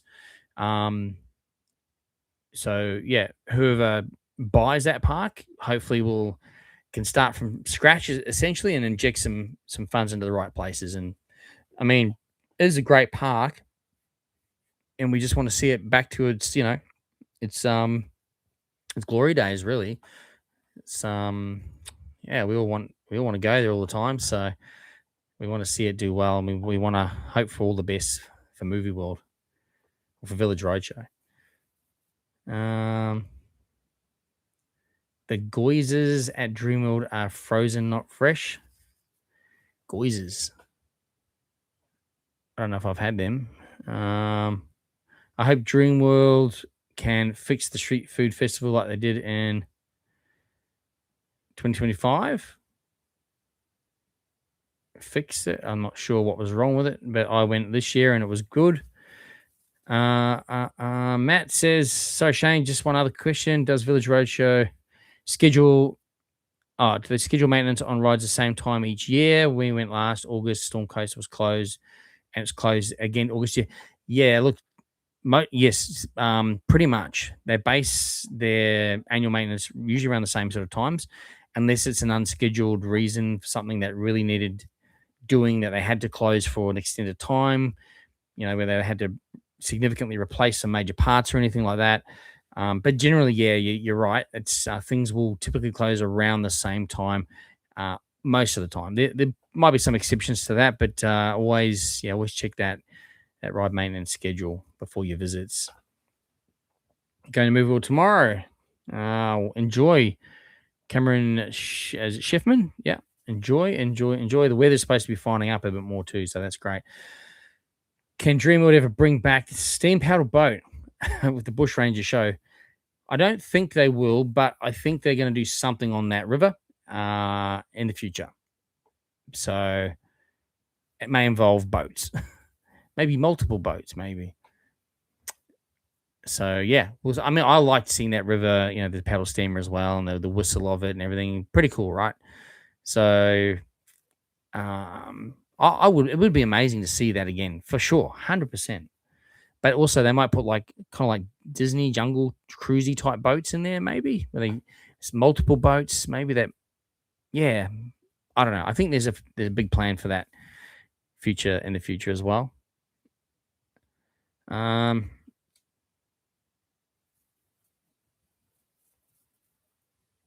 What else we got? Dreamworld lost the DreamWorks license because Universal wanted exclusivity in their parks. Oh, really? Okay. They didn't have a say in it. Oh, there you go. Makes sense. Aston says he tried the pancake thing at the Winterfest and it was awesome. Hopefully, Yumpling Dumpling can redeem my score. Yeah, like I said, with the Yumpling Dumpling, at the street food festival, so it was done differently. Now it's owned by someone outside of Dreamworld, right? But Dreamworld wanted to run it their way for the street food festival, so they essentially hired that off him. However, they use his dumplings, but it's all the sauces and the toppings they use was Dreamworld's recipes. Tasted completely different, essentially, right? Because when you go to Yumpling Dumpling, like at the night food markets, and with their special sauces on top, it just all gels together and it's just simply amazing. So, um, yeah, I don't know if they'll do it like that again. I don't know if because if that was your first time to try Yumpling Dumpling and it wasn't as good as what you had hoped. I mean, I didn't, to be honest, I didn't try the Dreamworld version of those at the street food festival. I was told it was different, but I just didn't. I just wanted to because I always eat dumplings, right? So I wanted to actually have. I think I had banh mi, and I think I had like some kind of burger or something. I had something different stuff. So yeah, I think that was where the confusion lied there through. So I think you might have tried it during the street food festival. So yeah, you're right. That's what it was. Anyway, Sam Neill, yeah, he was the best. He was amazing.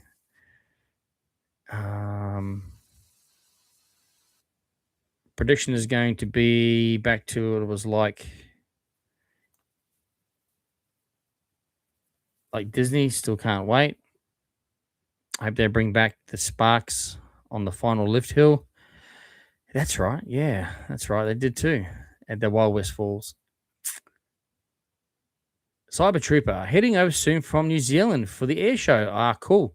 I'll see you there. They didn't have it last year. It was cancelled because of the cyclone damage to the beaches. Beaches aren't really fixed properly yet either. And this last week, we've had horrific weather and gusty winds, and it's almost back to normal, back to how it was again. But I did hear today on the news that the air show people are checking it pretty much daily, so they're worried about it because it has corroded more again, but not to the extent. So it might still. I'm hoping it's still going to go ahead this year. I really do hope it goes again ahead this year. It's pretty cool, especially if you're coming from New Zealand. You want to make sure it's on. Just maybe keep an eye on the air show, like socials or whatever.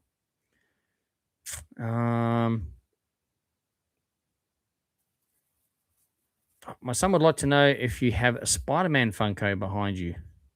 Ooh, I don't think I actually do, but this whilst there's most of the collection is here, it's not the full entire collection. I'm probably gonna have to say I don't think I do have a Spider-Man one. Yeah, I don't think so. I know I like Spider-Man, but a lot of our ones are sports, music, cartoons. I know Spider-Man's not a cartoon, but um, yeah, I don't think I've got a Spider-Man one. Maybe I do, but to be honest, this is years of collecting, but I haven't really. Well, we haven't really added to the collection in probably a little while. They just like everything, cost of living, things are just tough. So everything gets halted. You got to pay the bills first. Anyway, but yeah, I don't think I've got a Spider-Man one there. If I find one, I'll let you know, but I don't think I do.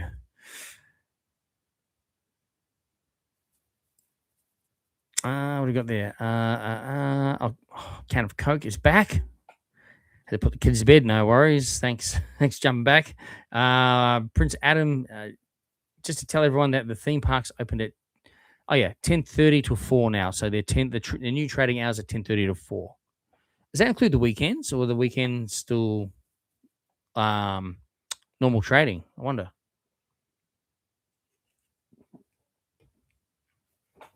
Am I going to the Eka? I go every. Excuse me. I go every year. So yes, I will. Drink me down the wrong windpipe. Sorry. Yeah, if it was a can of Coke, it wouldn't have done that. But this black stuff. Anyway, it's what my wife buys. So now we often have Coke in the fridge, but I think it was too expensive. I think it was like $100 this week at Coles on special, and then this was probably like only $80 on special. It's so expensive now.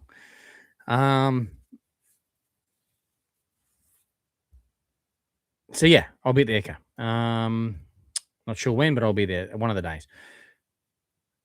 I think it was cheap company. I think it was a cheap company they picked for Jungle Rush. Who did the theming? Yeah, I'm not sure. I'm not sure the detail around that. The statement Moviewood made about Wild West Falls sounds promising. Sure does. I wrote it the other day, and there was no audio around the train and various effects. Really, it was working on Friday when I was there. Hopefully, they can get that sorted out. Yeah, well, as I say, it was working on Friday on the day it opened. Well, lasted a day then, I suppose, or two. Can of Coke says, you were correct about the Tower of Terror. I was a former operator at it. Oh, wow, that's pretty cool. So what, it was around the entrance was at the back first and then it moved to the front, or was it always at the front? Like I only remember it being at the front, but then now that they say that they remember, some people here said they went through the back. Then I thought, oh, maybe I did see it at the back at one point in time, in the early days, maybe. Yeah, let us know. I'll get to your reply probably in about 10 minutes when I get through the rest of the. I'm not going to the Eka or Gold Coast show. I'm going to Canungra show instead. You should go there one time, the Canungra show. I haven't been to the Canungra show, but is it as big? Is there as many things to do and see there? I don't know. Maybe it is. The Bacallo Beach City Hub says, "Hey Jags, I'm sadly back in Melbourne. Sadly back in Melbourne. It's not that bad, surely. Coming back to Queensland in around mid 2028, mid June 2028. Awesome. That's good. That's good. Am I going to do a video about the tram line? Well, I did do a video about the the trams recently about, well, not just the trams and buses, but how to get to the theme parks for just 50 cents. But yeah, look, I don't know. Look, maybe, I don't know. Maybe, maybe not. I mean, look, end of the day, I was testing something out there when doing that. So I know my content is mostly theme parks and attractions, obviously. Um, but it's incredible that video got a lot of views, and it wasn't a theme park video. I mean, it kind of linked to the theme parks, and it, so it just kind of proves a point that anything sort of, but around surfers or attractions and theme parks, people are still interested in that. So, um, yeah, sometimes I feel sometimes there's an overkill of information on our theme parks. Like sometimes they're not very big parks, so hence why you only really see like one. Well, you only usually see one, maybe sometimes two videos a week um, on the theme parks or what's happening. Because really, other than posting a few things, I don't feel there's a need to do like. Well, I don't have the time anyway. I work full time, so I can't. But even if I didn't work full time, I wouldn't be at theme parks every day personally. Um, I just, I don't know. I just feel like sometimes it's too much. You can just sum it up in one sort of one video kind of thing. Um, Give it like a really good update in one video. But I do like, hearing what's happening. Things do happen during the week at the parks as well. What does it say here? If there was one thing you could change at Village Roadshow, rather it's theme parks, and rather it's the theme parks or the company, what would you change?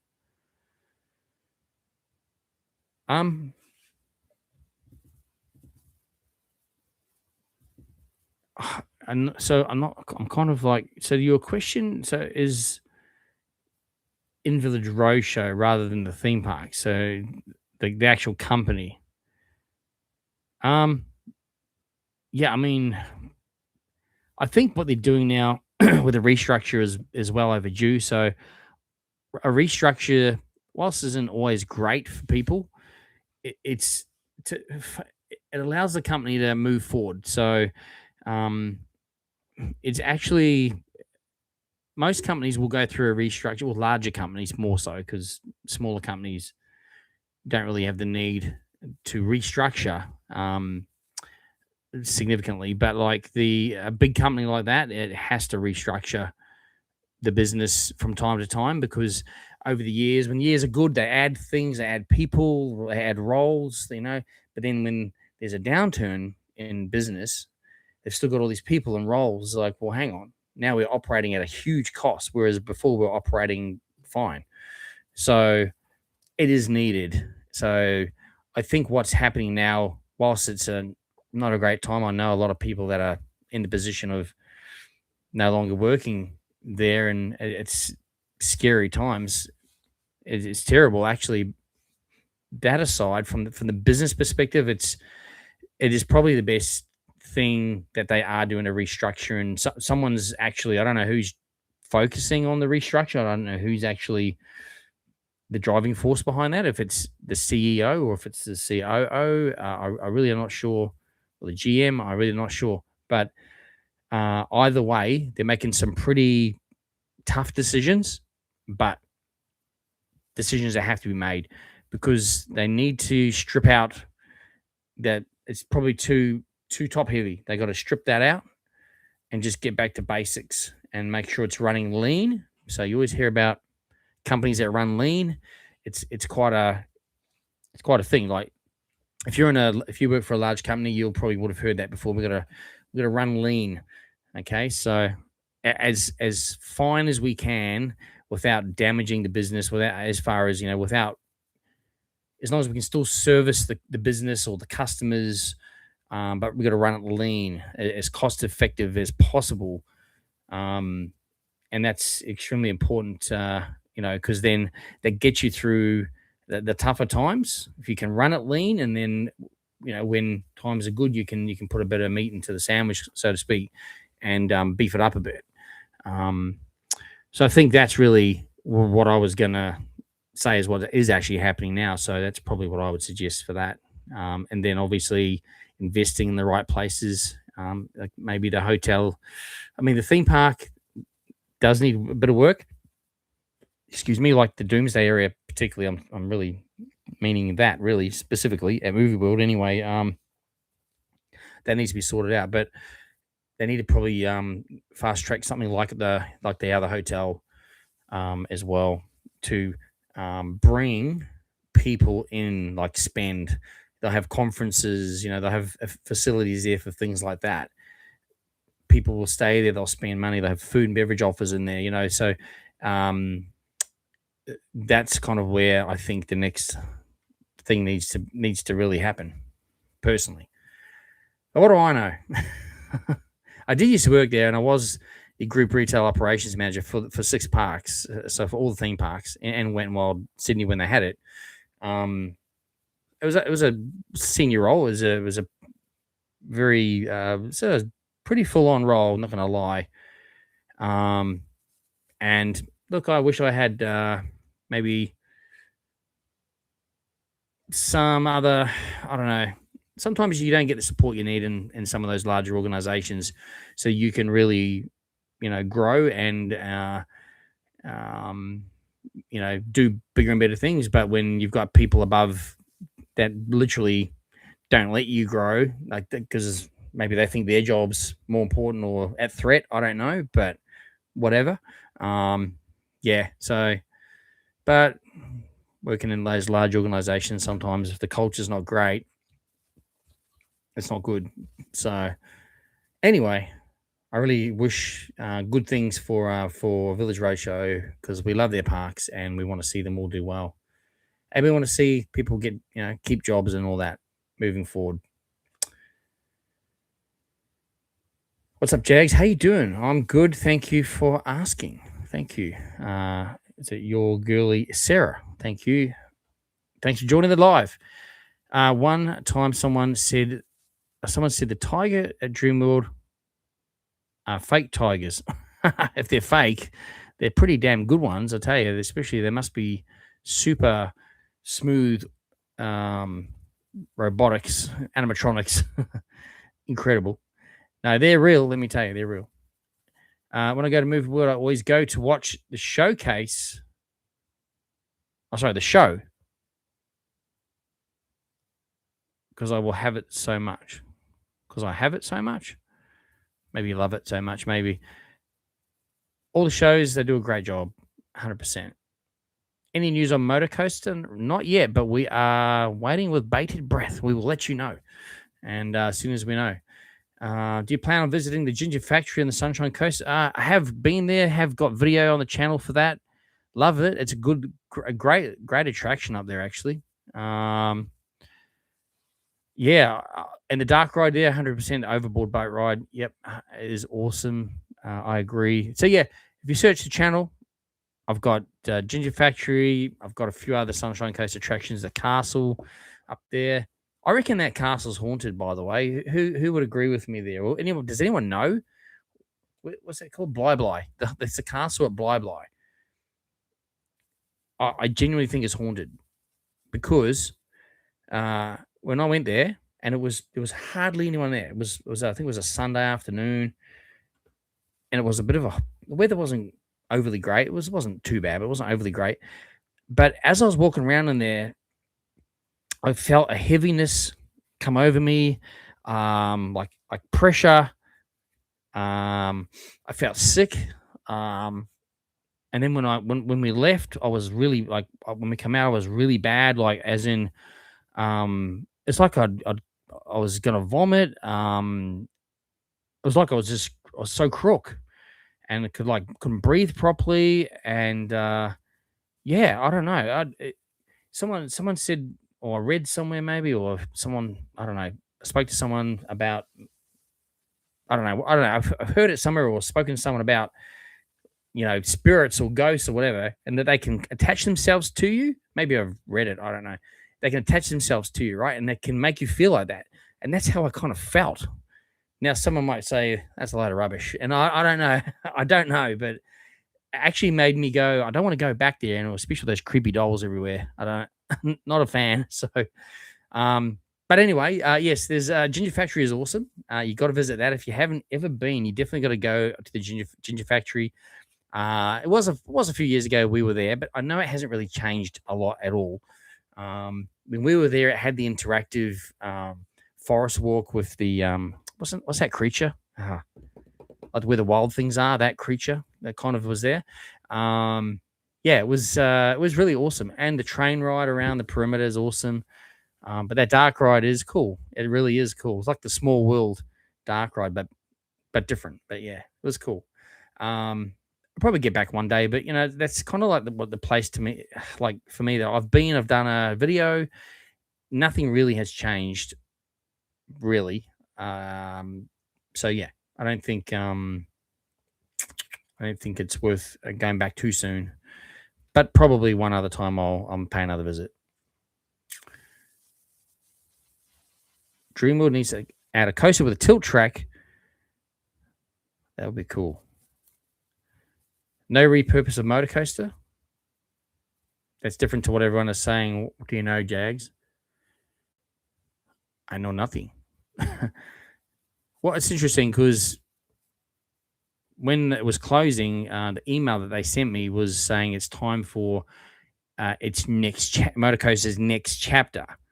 So it depends how they might have just written like that and not thought about it. But to me, that sort of says, well, maybe it's getting repurposed, maybe it's getting rethemed.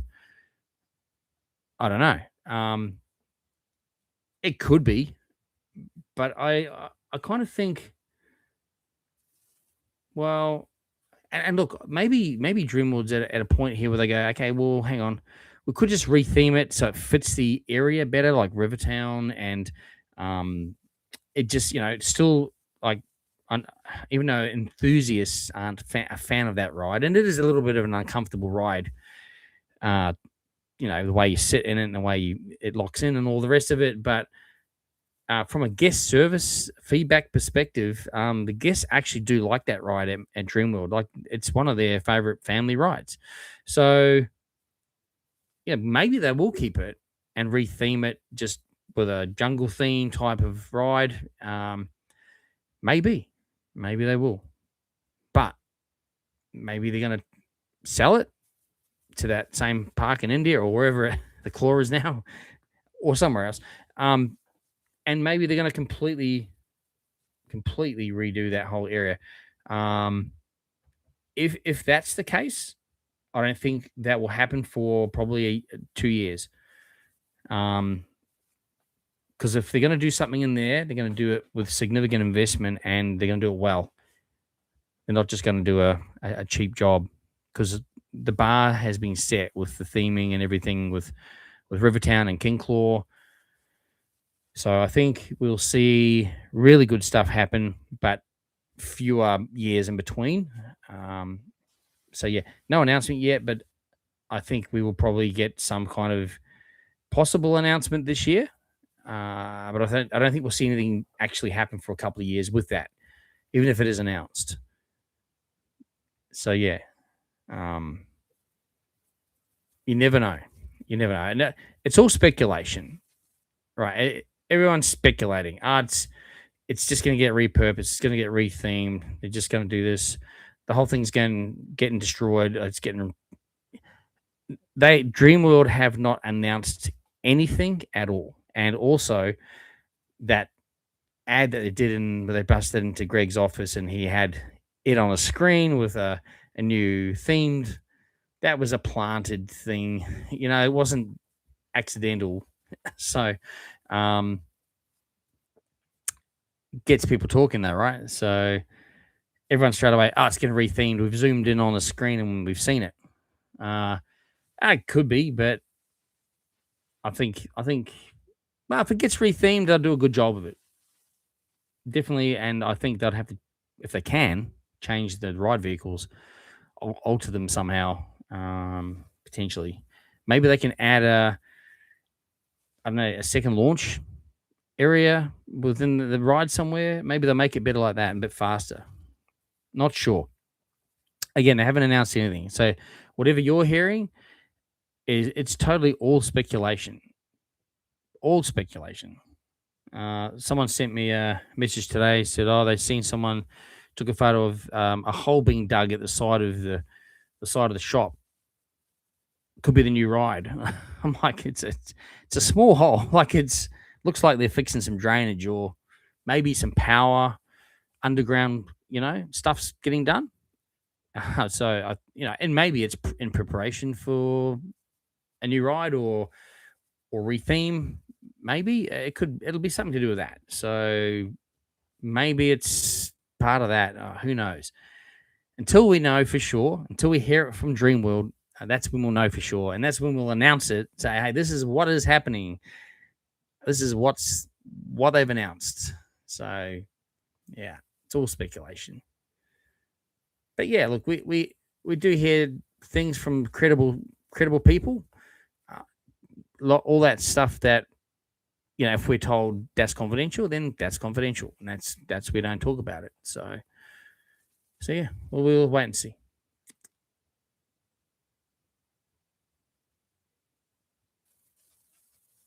Hey Shane, thanks for doing great videos. Thank you. Taking the time to do a live. No worries. Thank you for taking your time to be on the live. I appreciate you. Thank you for that. Sent you some coffees. Oh, thank you very much. You're very kind, and I do appreciate that. Oh, look, sometimes I buy a hot coffee. Sometimes I buy a frappe. So sometimes I buy a monster, mango monster. You can now get them at Dreamworld as well. But yeah, don't mind a frappe, a coffee or a mocha frappe. But cappuccino is my usual go-to. So thank you, very kind of you, and always appreciate the support.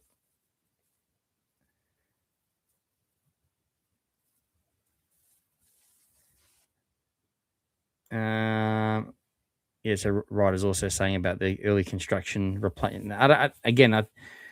What's happening next to Motor Coaster looks it's a small area. It looks like maybe underground. They're maybe they're digging to fix some maybe power. Maybe it's piping.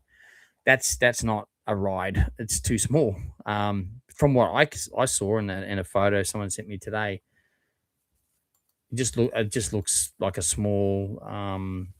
It just looks like a small something they're digging up to fix something. Again, I'm no expert though, and they haven't announced anything.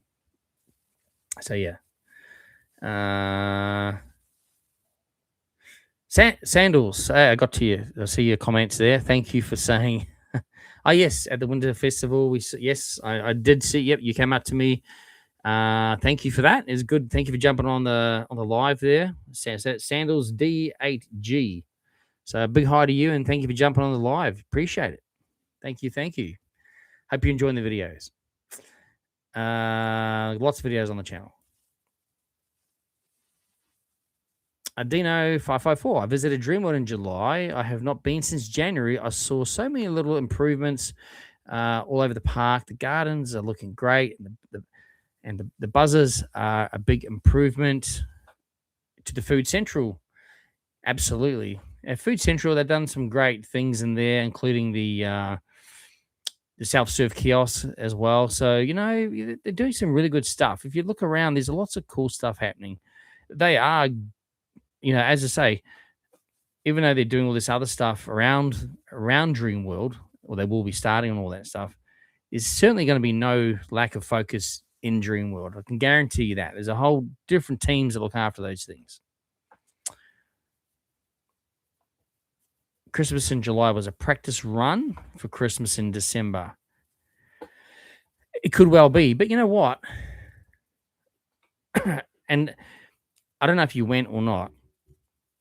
It was actually so cool having a Christmas in July. I've never done or celebrated or even thought. I've heard about Christmas in July. Never really done anything with it. It felt like Christmas. It was cold at night because usually what is it here at night in summer? It's like 38 degrees, sweat. So it was actually cold, So it made you feel like felt Christmassy, if you know what I mean. And what made me feel more Christmassy was that those blue what they call the Christmas jumpers or the ugly jumpers. They weren't that ugly. They're pretty cool actually. That so many people in those jumpers, and I only went on one night, but because obviously if you did the photo like I did with the photo, then if you want to buy one of those jumpers, they gave you I think it was 20% off to buy one of them as well. And I saw so many people, and because it was cold, people were wearing them to keep warm. And I saw so many people in those jumpers. And I thought, this is so cool. But not only that, heaps of people came to the event wearing Christmas t-shirts and, stuff in their hair. And uh, one guy who I used to work with at Movie World, he had this awesome red, like a suit jacket on, and it had Christmas like lights and things on it. It was awesome. And so, so many people just got on board with Christmas in July, and it was awesome. And everyone, I asked other people, and even people that come up to me to say hi, I'm like saying to them, what do you think of the event? And they're like, we love it. It's so good. And I even had a family come up to me, and it was a few days later actually. Yeah, it was during the day, and they said, "Oh, we watched your video, and we saw these jumpers, and they all had the jumper on." And it was during the day. It was actually kind of hot. They had the jumpers on. They go, "We just thought we've got to get those jumpers." As soon as they saw me in the jumpers, they go, "We want to have those jumpers." I go, "It's because of you we bought the jumpers." I'm like, "How cool! That's awesome." Where's my commission, Dreamworld? But no, I didn't. Nah, just joking. But it was so cool. So I think the other thing is too, whilst you're saying it might be a practice event for December, they're not competing against Movie World Christmas in December. Because when you've got that event on, you're competing. However, maybe that's a good thing for Movie World to also have a competition around that time. But the event worked well in July. It really did. But yeah, it definitely goes to show they can put a Christmas event on. They know what they're doing. And everyone loved it. As far as I never heard a bad comment. Everyone I spoke to loved it. So yeah, we'll see. So hopefully they do have one in Christmas time as well. But the July one just felt good. And with Winterfest overlay on, and there was ice skating and the ice slides, it just felt like Christmas. We never get a winter Christmas, so it felt like a winter Christmas. That's what I think. I think Dreamwood had that advantage. And the nights were packed out. They weren't like ghost towns. It was packed out nights. So perfect. I think they should stick to July. Maybe do some Christmas. Like what I love about Dreamwood actually at Christmas time, because it is summer, I like the feeling of the Christmas night markets. Have their little stalls come out and the little foods and things and drinks. I like that. I think that's their thing. The big Christmas event, they should stick to July. But hey, if they do a Christmas one at Christmas time, I'd still go to that, of course. But and many people will. But yeah, anyway, that's just my thoughts behind it.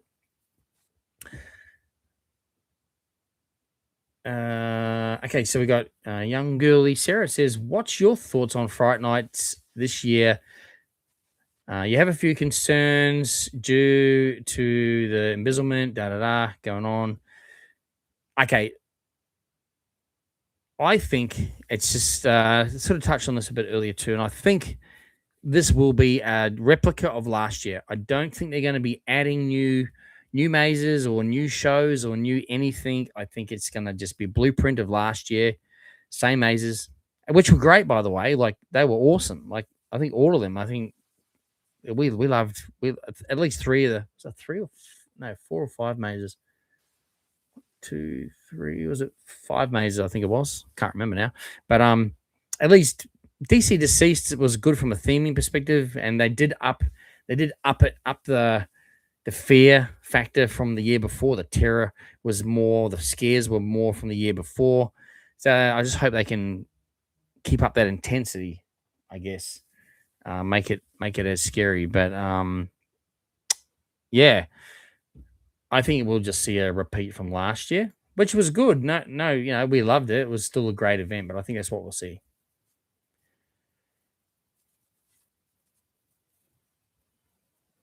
I would love 3 new mazes this year. Well, we all would love new mazes for sure. You're gonna get the $500 pass due to it being my 16th birthday. Oh, wow. Well, happy birthday for when your birthday is.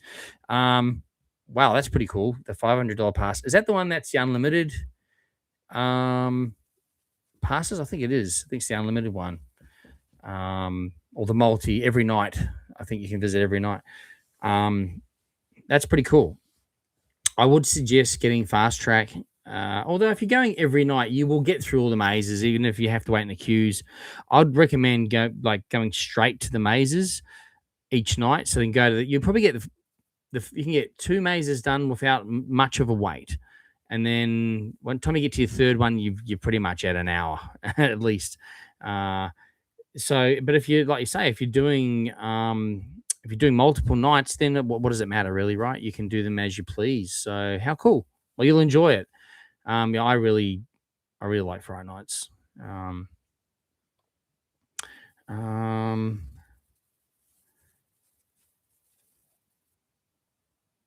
okay. Finally got my daughter on the Scooby Doo coaster. The ride kept stopping, and jolting hard into the motion multiple. That's not good. Multiple times. It was rough enough that my wife actually hurt her back. Really, they must have been having issues with it because it's I only find that last jolt, like the last part where it goes down like that. I tend to hurt my back a bit on that one, but um, I mean, I haven't actually ridden the ride since it reopened. I must admit, I have to ride it again to see. I was going to ride it the other day. It was raining, but then the queue ended up bumping out to over an hour, and I didn't have an hour spare in the day. That day after Wild West Falls rides. But yeah, you could always if she actually, in hindsight or for future, if you did feel that something went wrong with the ride and legitimately had a back injury or something from that, you should always head to guest services and just let them know because um, if something then happens further with her back down the track, you've got something to come back on essentially.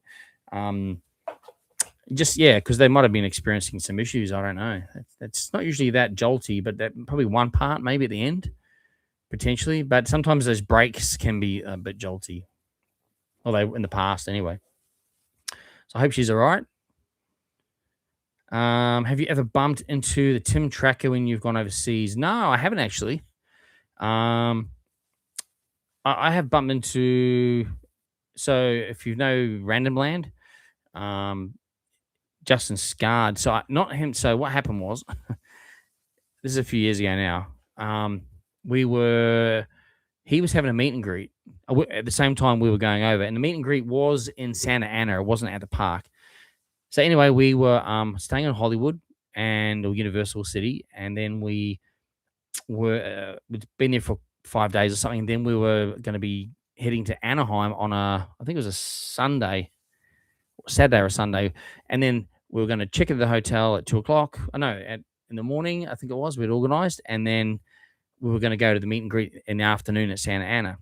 But that day there was bushfires, and then there was fires that actually closed off the one of the main freeways, and our shuttle service said, "Oh, sorry, well, we have to delay your pickup because we can't get the highways are closed and we can't get around and we've got other drops to do here and there and it's going to impact." And long story short, we arrived in Anaheim past the time of the meet and greet. Super disappointed. So anyway, I because I'd sort of messaged him and like prior to us going, so hey, I'm from Australia, looking forward to meeting you, coming over for a holiday, but also for the meet and greet. It should be great. I followed you for years, and look, he doesn't always reply. I mean, he has lots of people, so I think that's all right. But anyway, I put a comment saying, "Hey, I'm the guy from Australia that was going to come to your meet and greet, and this is what happened." So anyway, we're here for another week. We'll be at Disneyland all week. If you just so happen to be there, it'd be great just to say a quick hello to you. If not, no problem. Hope it all went great, And that was it. And then I got a comment from his friend Tyler. And he said, "Hey, are you going to be at Disneyland tomorrow?" I said, "Yeah, we are." And he goes, "I'll message you." I'm like, "Okay." And then he messaged me that morning, and he says, "You're at Disneyland?" I said, "Yep." He goes, "I'll meet you in an hour." I go, "Okay, well, where do you want to meet?" So we met near Indiana Jones, outside the Tiki Room. Actually, that's where we met. And him and his girlfriend came up, and he said, "Look, he couldn't make it. He's tied up doing other stuff." I said, "That's fine. I didn't expect actually." But what he did give me was, I haven't got it on me at the moment, but he gave me, because at the meet and greet, Justin Scar was giving away one of his pins that has the cartoon version of him, and it was one for the meet and greet that you only got if you went to the meet and greet. So he actually gave me that. He said he wanted you to have this because you couldn't make it. You came all the way from Australia. I'm like, oh wow, that's pretty cool, So that was cool. And then we got photos with them. We had a chat to them for, I don't know, 20 minutes, 15, 20 minutes kind of thing. Really nice people. And yeah, that was pretty cool. But other than that, I think Adam the Woo at the time was there. I think the day after we were there, so came close. But one of my also one of my other vloggers I follow a lot, German in Venice. I did actually catch up with him in Hollywood, not last year before. We hung out at Universal for the day, and we still keep in contact today. Like in fact, sometimes he's on these live streams. Like, I'm not joking. He's been on them.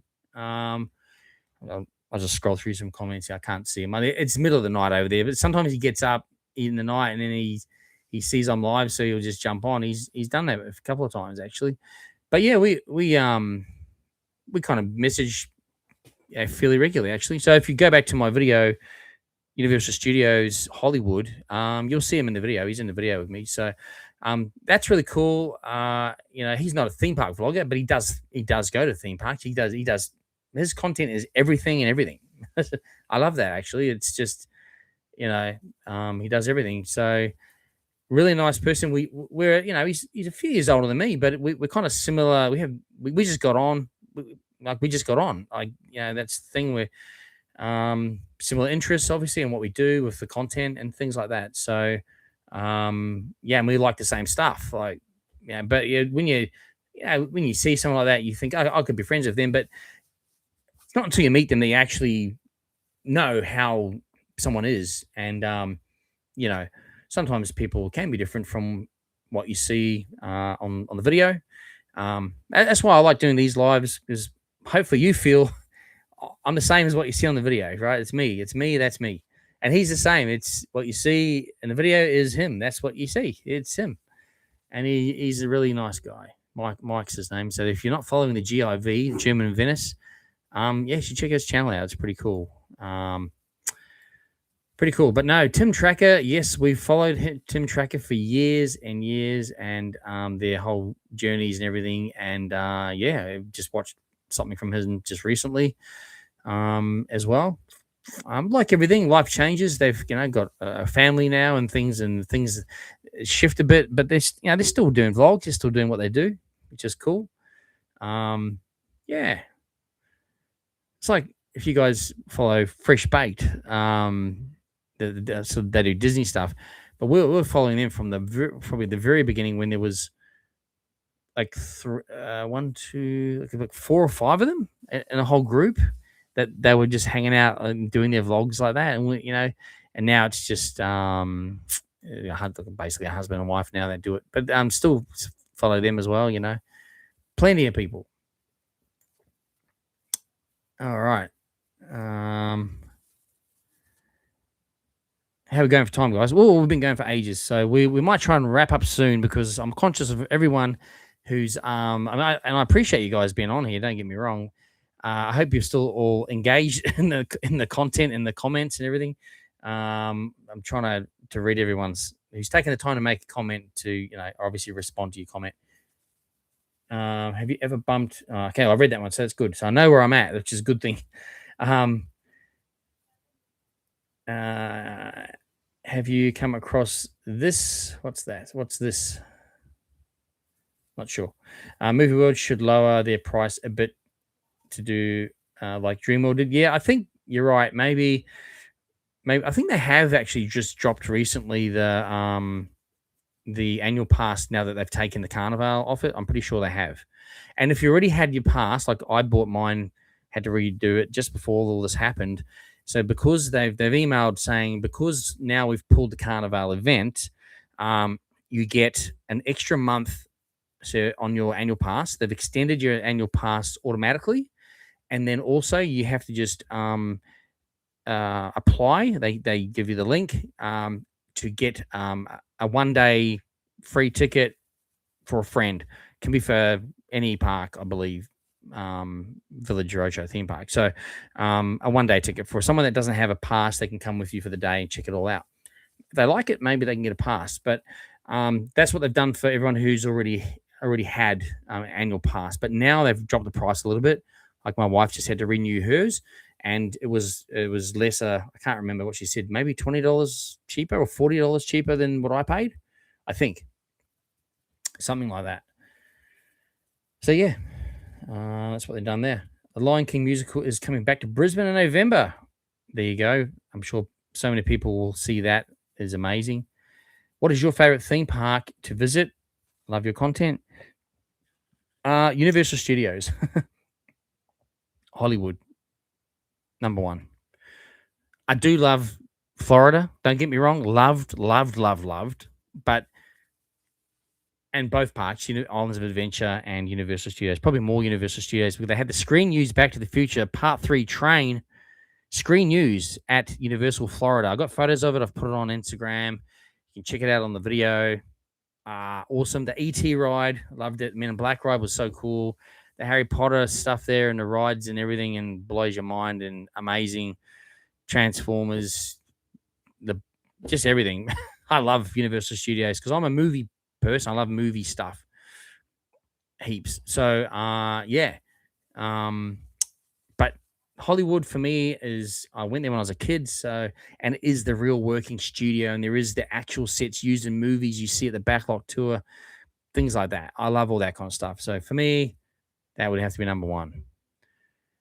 But if you talk at Australia, I don't have a favorite one park in Australia, even though I like movies and I love movie world, but I like each park for what each one has and offers and the feeling you get from each one here. So no favorites, just I like each one for what they have.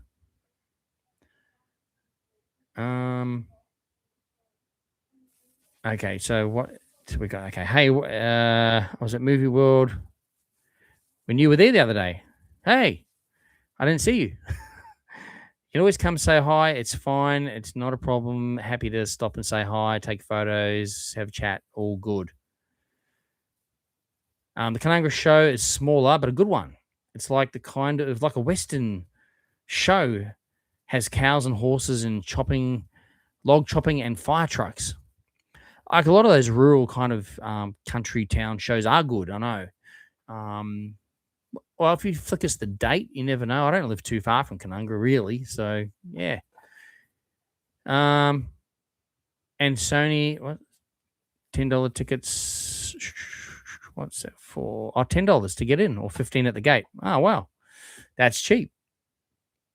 Price, nice pop collection. Thank you. It's years of collecting, and they're about 3 deep, and there's more in other rooms. So, but like we haven't bought any for quite a while. Too expensive. Kira, how you doing? Thanks for jumping on. Do you know if they still do the dingo encounter at Paradise Country? I don't know actually. I would assume so. You should never assume, but I would assume they would still do that. I know Dreamworld does their dingo encounter still, so definitely at Dreamworld they will have that encounter. But if you go into Paradise Country's website or even the app, usually it should tell you that, or or just search it up, Dingo Encounter Paradise Country on Google, and see what comes up. But I'm not 100% sure. I would assume they're having something like that, obviously at an extra cost. They would probably want to be doing those things because there's extra revenue for the park. Aston says, as someone who dealt with haunted childhood house, really? Because we are talking about ghosts before with the castle at Bly. Um, okay, so he says, I've been with ghost spirits in my life and I know all about it. So do they attach themselves to you? Do you think that I had a ghost attached to me or something when I visited that castle? Because like I was fine before I went in there, and when I come out, I was terrible, like, crazy. I wasn't assuming, just I wasn't thinking it. I was with my family, and they were like, "Are you all right?" I'm like, "No, I don't feel good." So anyway, I'll get to your next comment probably in another 10 minutes when I read the rest. So let me know. I convinced my daughter to ride Scooby Doo coaster. It kept. Oh, we read that one. Yeah, we read that one. Or did you put it twice? Maybe I missed your comment the first time. Oh no. Oh no. Staff said it was normal when busy, but others were concerned too. Okay, well that's interesting. Why the ride was jolting like that? That's really strange. Must have been experiencing some issues with it. Aston also has many scary stories about ghosts.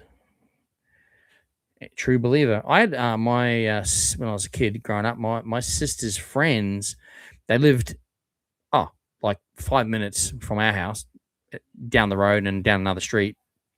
It was an older area, and their house was haunted. And only once when we were there, I didn't go that often, obviously, but my mum knew her mum obviously as well. But we were there once, and doors would slam, no wind, like in doors that they're not on a spring or anything. They're just a normal, like a bedroom door, either open or close. No wind, nothing, and all of a sudden, open and slam by themselves. I don't know, like, right? I don't know. But they reckon that they'd seen so many. They reckon their house was completely haunted. I don't know, but I don't know if I'd be interested to talk about more about that because that intrigues me actually. Where is the castle in the Gold Coast, and where's the gingerbread factory too? They're in the Sunshine Coast, not the Gold Coast. So the castle's in Bly, and the ginger factory is in is it Yandina? Yandina, I think it is. Sunshine Coast. For Old Motor Coaster, there is a chance they get a new train and keep the old track for a retheme. Potentially, yes. Yeah, we're all thinking that's definitely a possibility. Did you know there is a shop at Movie World next to Spy Chase that has only $10 and $5 stuff at the moment? Yeah, so it was closed I was there on Friday, and it was closed, and it's been closed for quite some time. That shop does have a tendency to have those items in there from time to time, and then at Christmas time it becomes like a Christmas store as well. So that's kind of a store that's used for different things. Over the years, though, it was Looney Sports, it was Private Benjamin's, it was Police Academy. Like, it's been so many different stores over the years. But yeah, that one's okay. It's reopened as a discount store, so that's great if you're looking for some bargains. The shop next to Spy Chase entry, $10 and $5 items. Go check it out. Thanks, Kira, for telling us about that. That's awesome. And do you know the hours have changed? Yep. Was it 10:30 to 4 now, or 10:30 to 4? I think it is, or 4:30. I think it's 4. Does that include the weekends? I'm yet to know that. I think Movie World coffee is better than Dreamworld's coffee. I don't know. Dreamworld uses Byron Bay coffee, which is a good coffee. Movie World, Village Roadshow, they use Giancarlo. And now what that is a Grinders brand of coffee. So that's Grinders is owned by Coca-Cola. Now, if you have a basic Grinders coffee, it's average. But Giancarlo, which is the premium bean, that's what they use, the premium bean, and it is a nice coffee.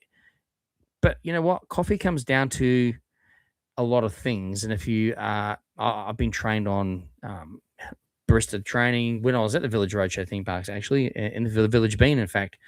We all had to know how to make coffees for times where it was busy or someone was really sick and we had to jump in for an hour or so. Um, but yeah, so it all depends. The machine has to be set up correctly. The grind has to be the right setting, the perfect grind. The beans fresh, obviously.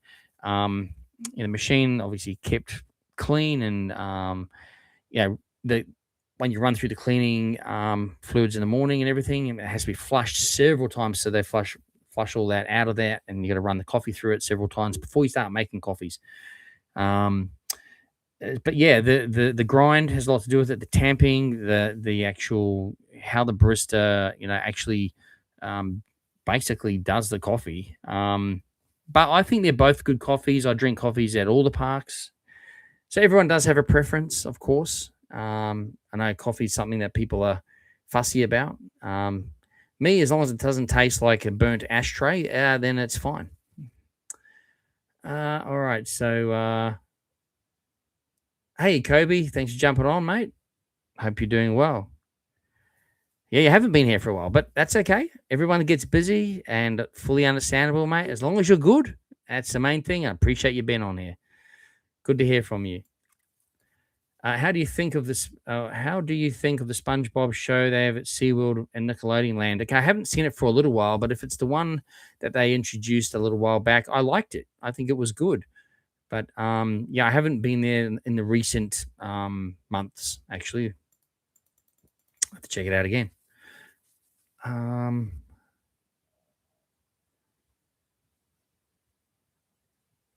Any news about Clark Kirby? Is he still involved with the park or the new ex Coca-Cola BGH guy running it now? I don't. Yeah, I don't know. I don't know. As far as I know, I think he is still the CEO. Again, I don't know. I haven't heard anything. And I know there's an ex Coca-Cola guy there. I do know about that. So I'm not sure. I'll try and find out from. Actually, is there anyone on here who works for Village that might know that answer? I'm not sure, but as far as I know, he's still there. So I guess so. Yeah.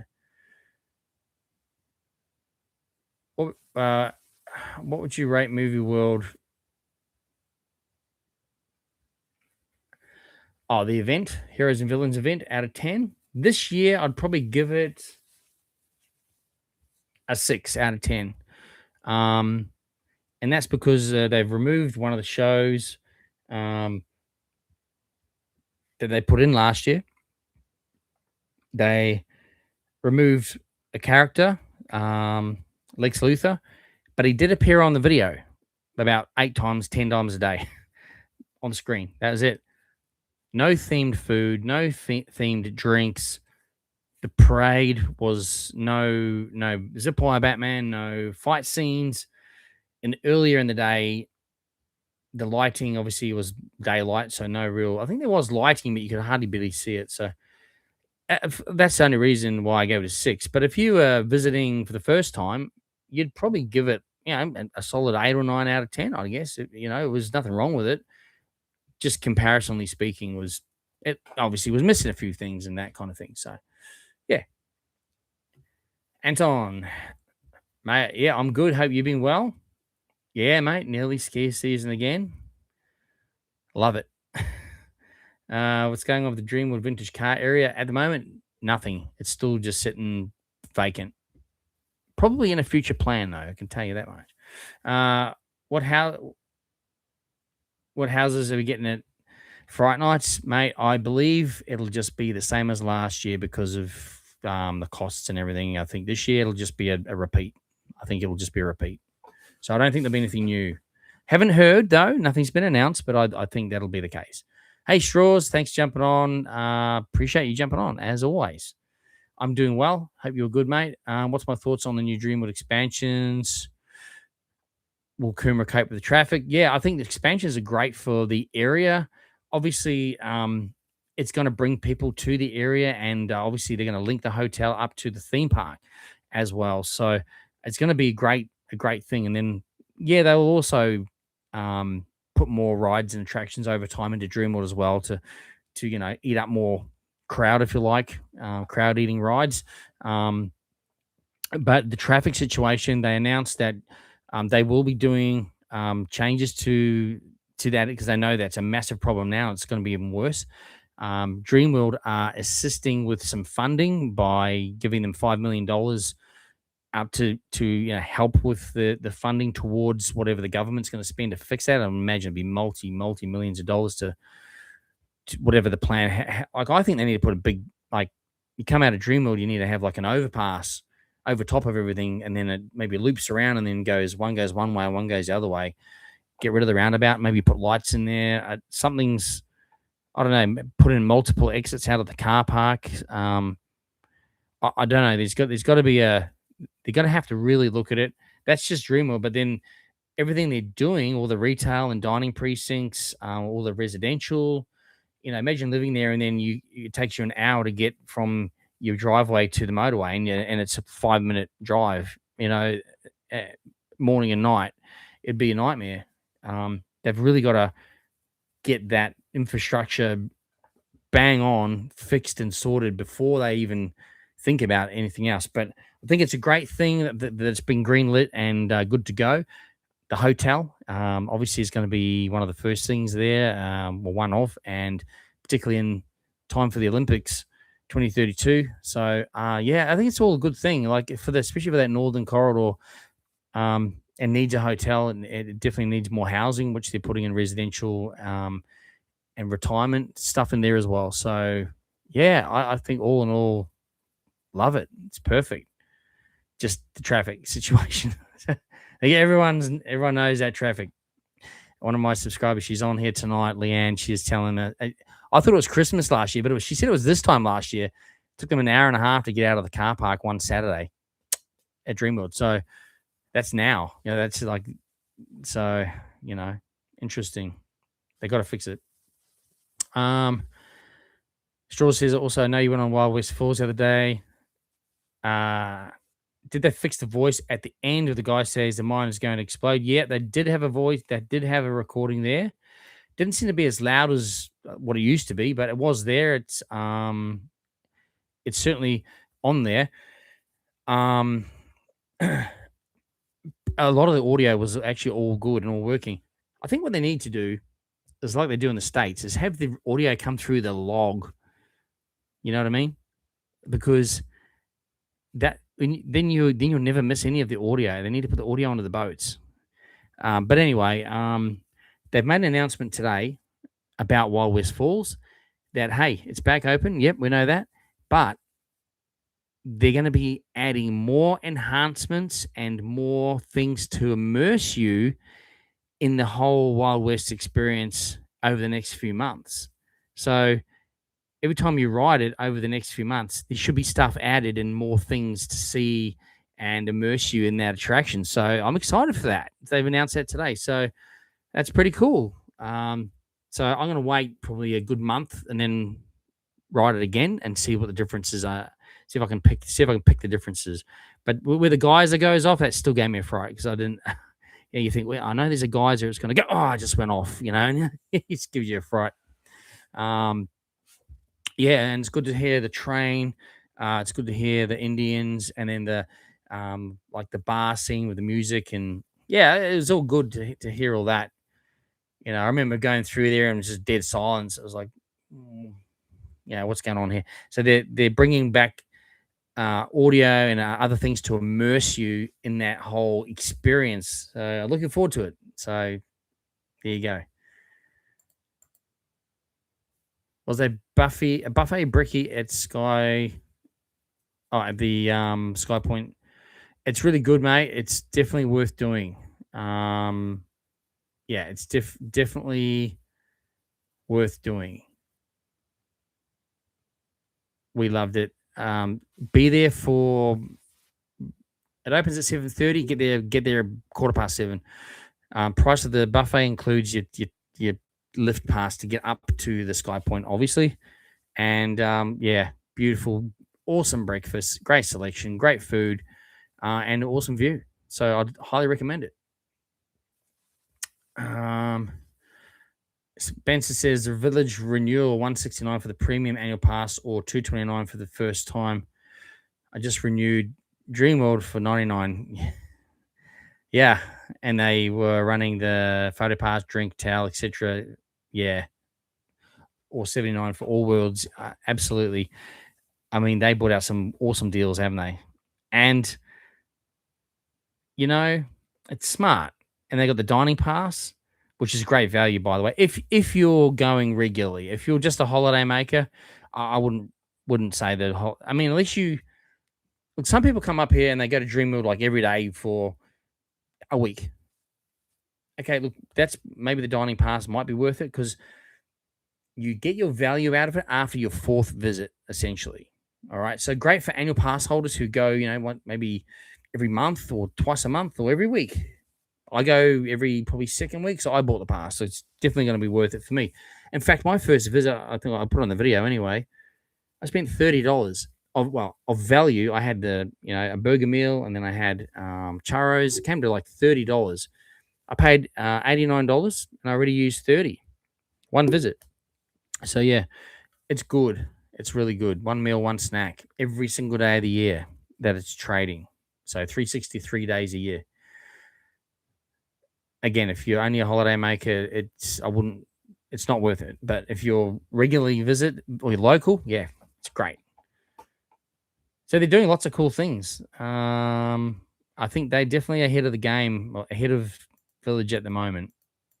I think Village have to look closely at what they're doing at Dreamworld and go, okay, well, they don't want to just copy them. They got to have their own offers.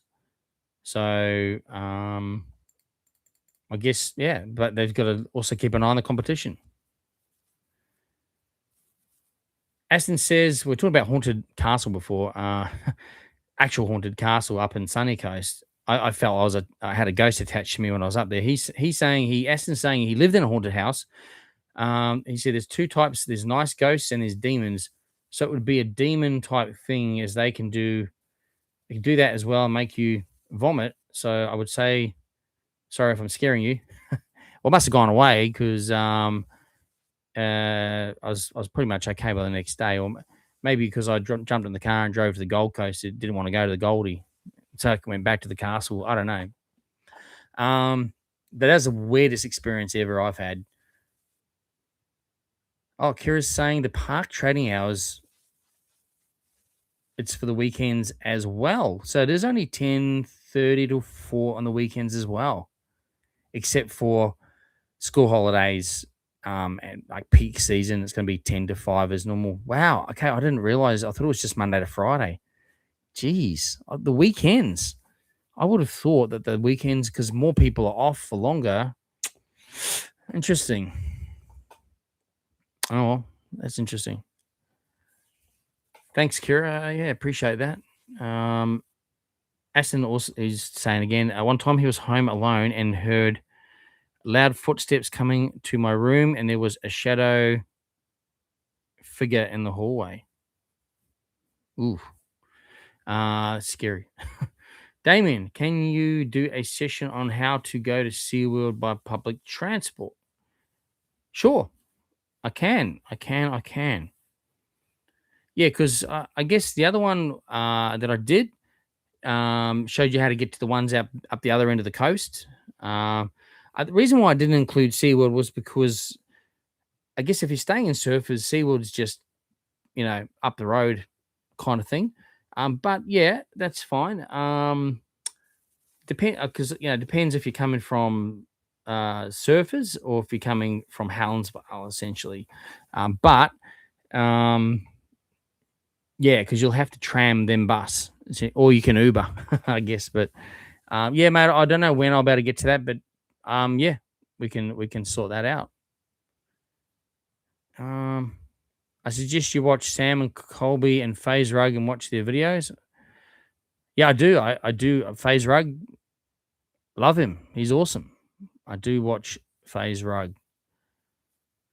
I wouldn't mind meeting FaZe Rug, actually. Cool guy. Wonder if he'd do a collaboration. He wouldn't even know who I am. So, I really wanted to go to the castle. You said it's haunted because I want to see if it's haunted. Maybe because I'll be your fan Supernatural, or maybe because you're a fan of Supernatural, or just want to be like Dan and Sam. I'll bring some salt. Oh, some salt. Does that get rid of the ghosts? Maybe it does. Um, yeah, I mean, again, it's got creepy dolls and stuff. They're very, very old dolls. Anyway, I didn't feel good. Maybe it knew that I was a positive person and it was trying to pull me down, but it didn't work. I got out. I got out safe. Kobe, what houses for Fright Nights? I think the same as last year, buddy. I honestly, I really, truly believe we'll just get a repeat of last year. So that's my pick. Protect me from the haunted. Just, I guess, take a cross, a crucifix, maybe. Maybe take the crucifix just in case. Hey, Jason, does your Theme Park Cartel podcast still have Patreon? No. No, we did announce about that. We did announce that we were removing that. Yeah, the $5 a month didn't come out.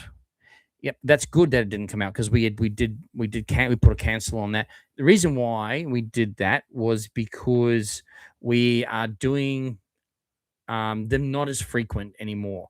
We're still doing it. It's still there. It's just that what we were finding. So there's obviously three of us that do it.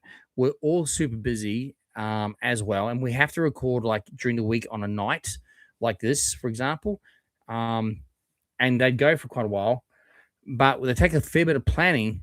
And we have to have like a live run sheet that we can all put info on. And there's a fair bit involved that we do to get this. We don't just turn up to the mic and bleat whatever. Like it's a podcast is planned. It's all So, but what we found was okay. Are we kind of just trying to find stuff to talk about, or do we actually have things to really talk about that are cool and exciting and people are going to want to listen to? And look, don't get me wrong, we get some awesome feedback and we had some really awesome followers and we definitely appreciated the patrons. In fact, that really helped us, get a leg up into the podcast area. So we want to release podcasts based off when there's something really interesting to talk about, really big news or our trip reviews. So for example, we just released podcast was a week or so ago, and it was Adrian's because Adrian just went to the USA with his family. They did Hawaii and they did LA, and went on a cruise down to Mexico as well. Really cool stuff, and that's the kind of stuff we want to do is to chat about that. And we have questions like that us that didn't go on that trip, a lot of questions and hopefully questions that maybe some of you would probably ask as well. So that's what we sort of want to do more of. So there'll be sort of less podcasts, but they're still going to be there fairly regularly, but not as regular. But because we didn't want to, because with the Patreon one, we also then obviously gave you guys the extra podcast, the video, all that. So it was just extra. So we figured, okay, if we're going to just stick to this now, we don't want to ask for money for anyone anymore because we weren't able to probably give you what you're really paying for so any longer. So that's why. And we did mention all of this on an earlier podcast. So apologies if you missed that, but it was on one of the earlier ones. I know sometimes people might skip through some stuff, so maybe it was just missed. But yeah, we definitely put it on there. But that's why, and definitely appreciate your support. And still tune in when we have them. You'll get a notification, obviously. So but we want to just have whenever we have one, we want to have just a really good, cool content that you can get some value out of. I know we used to try hard and put some good things in there, but it was a lot of just repeat kind of stuff, like local stuff, kind of stuff, we're already talking about on our channels. So, yeah.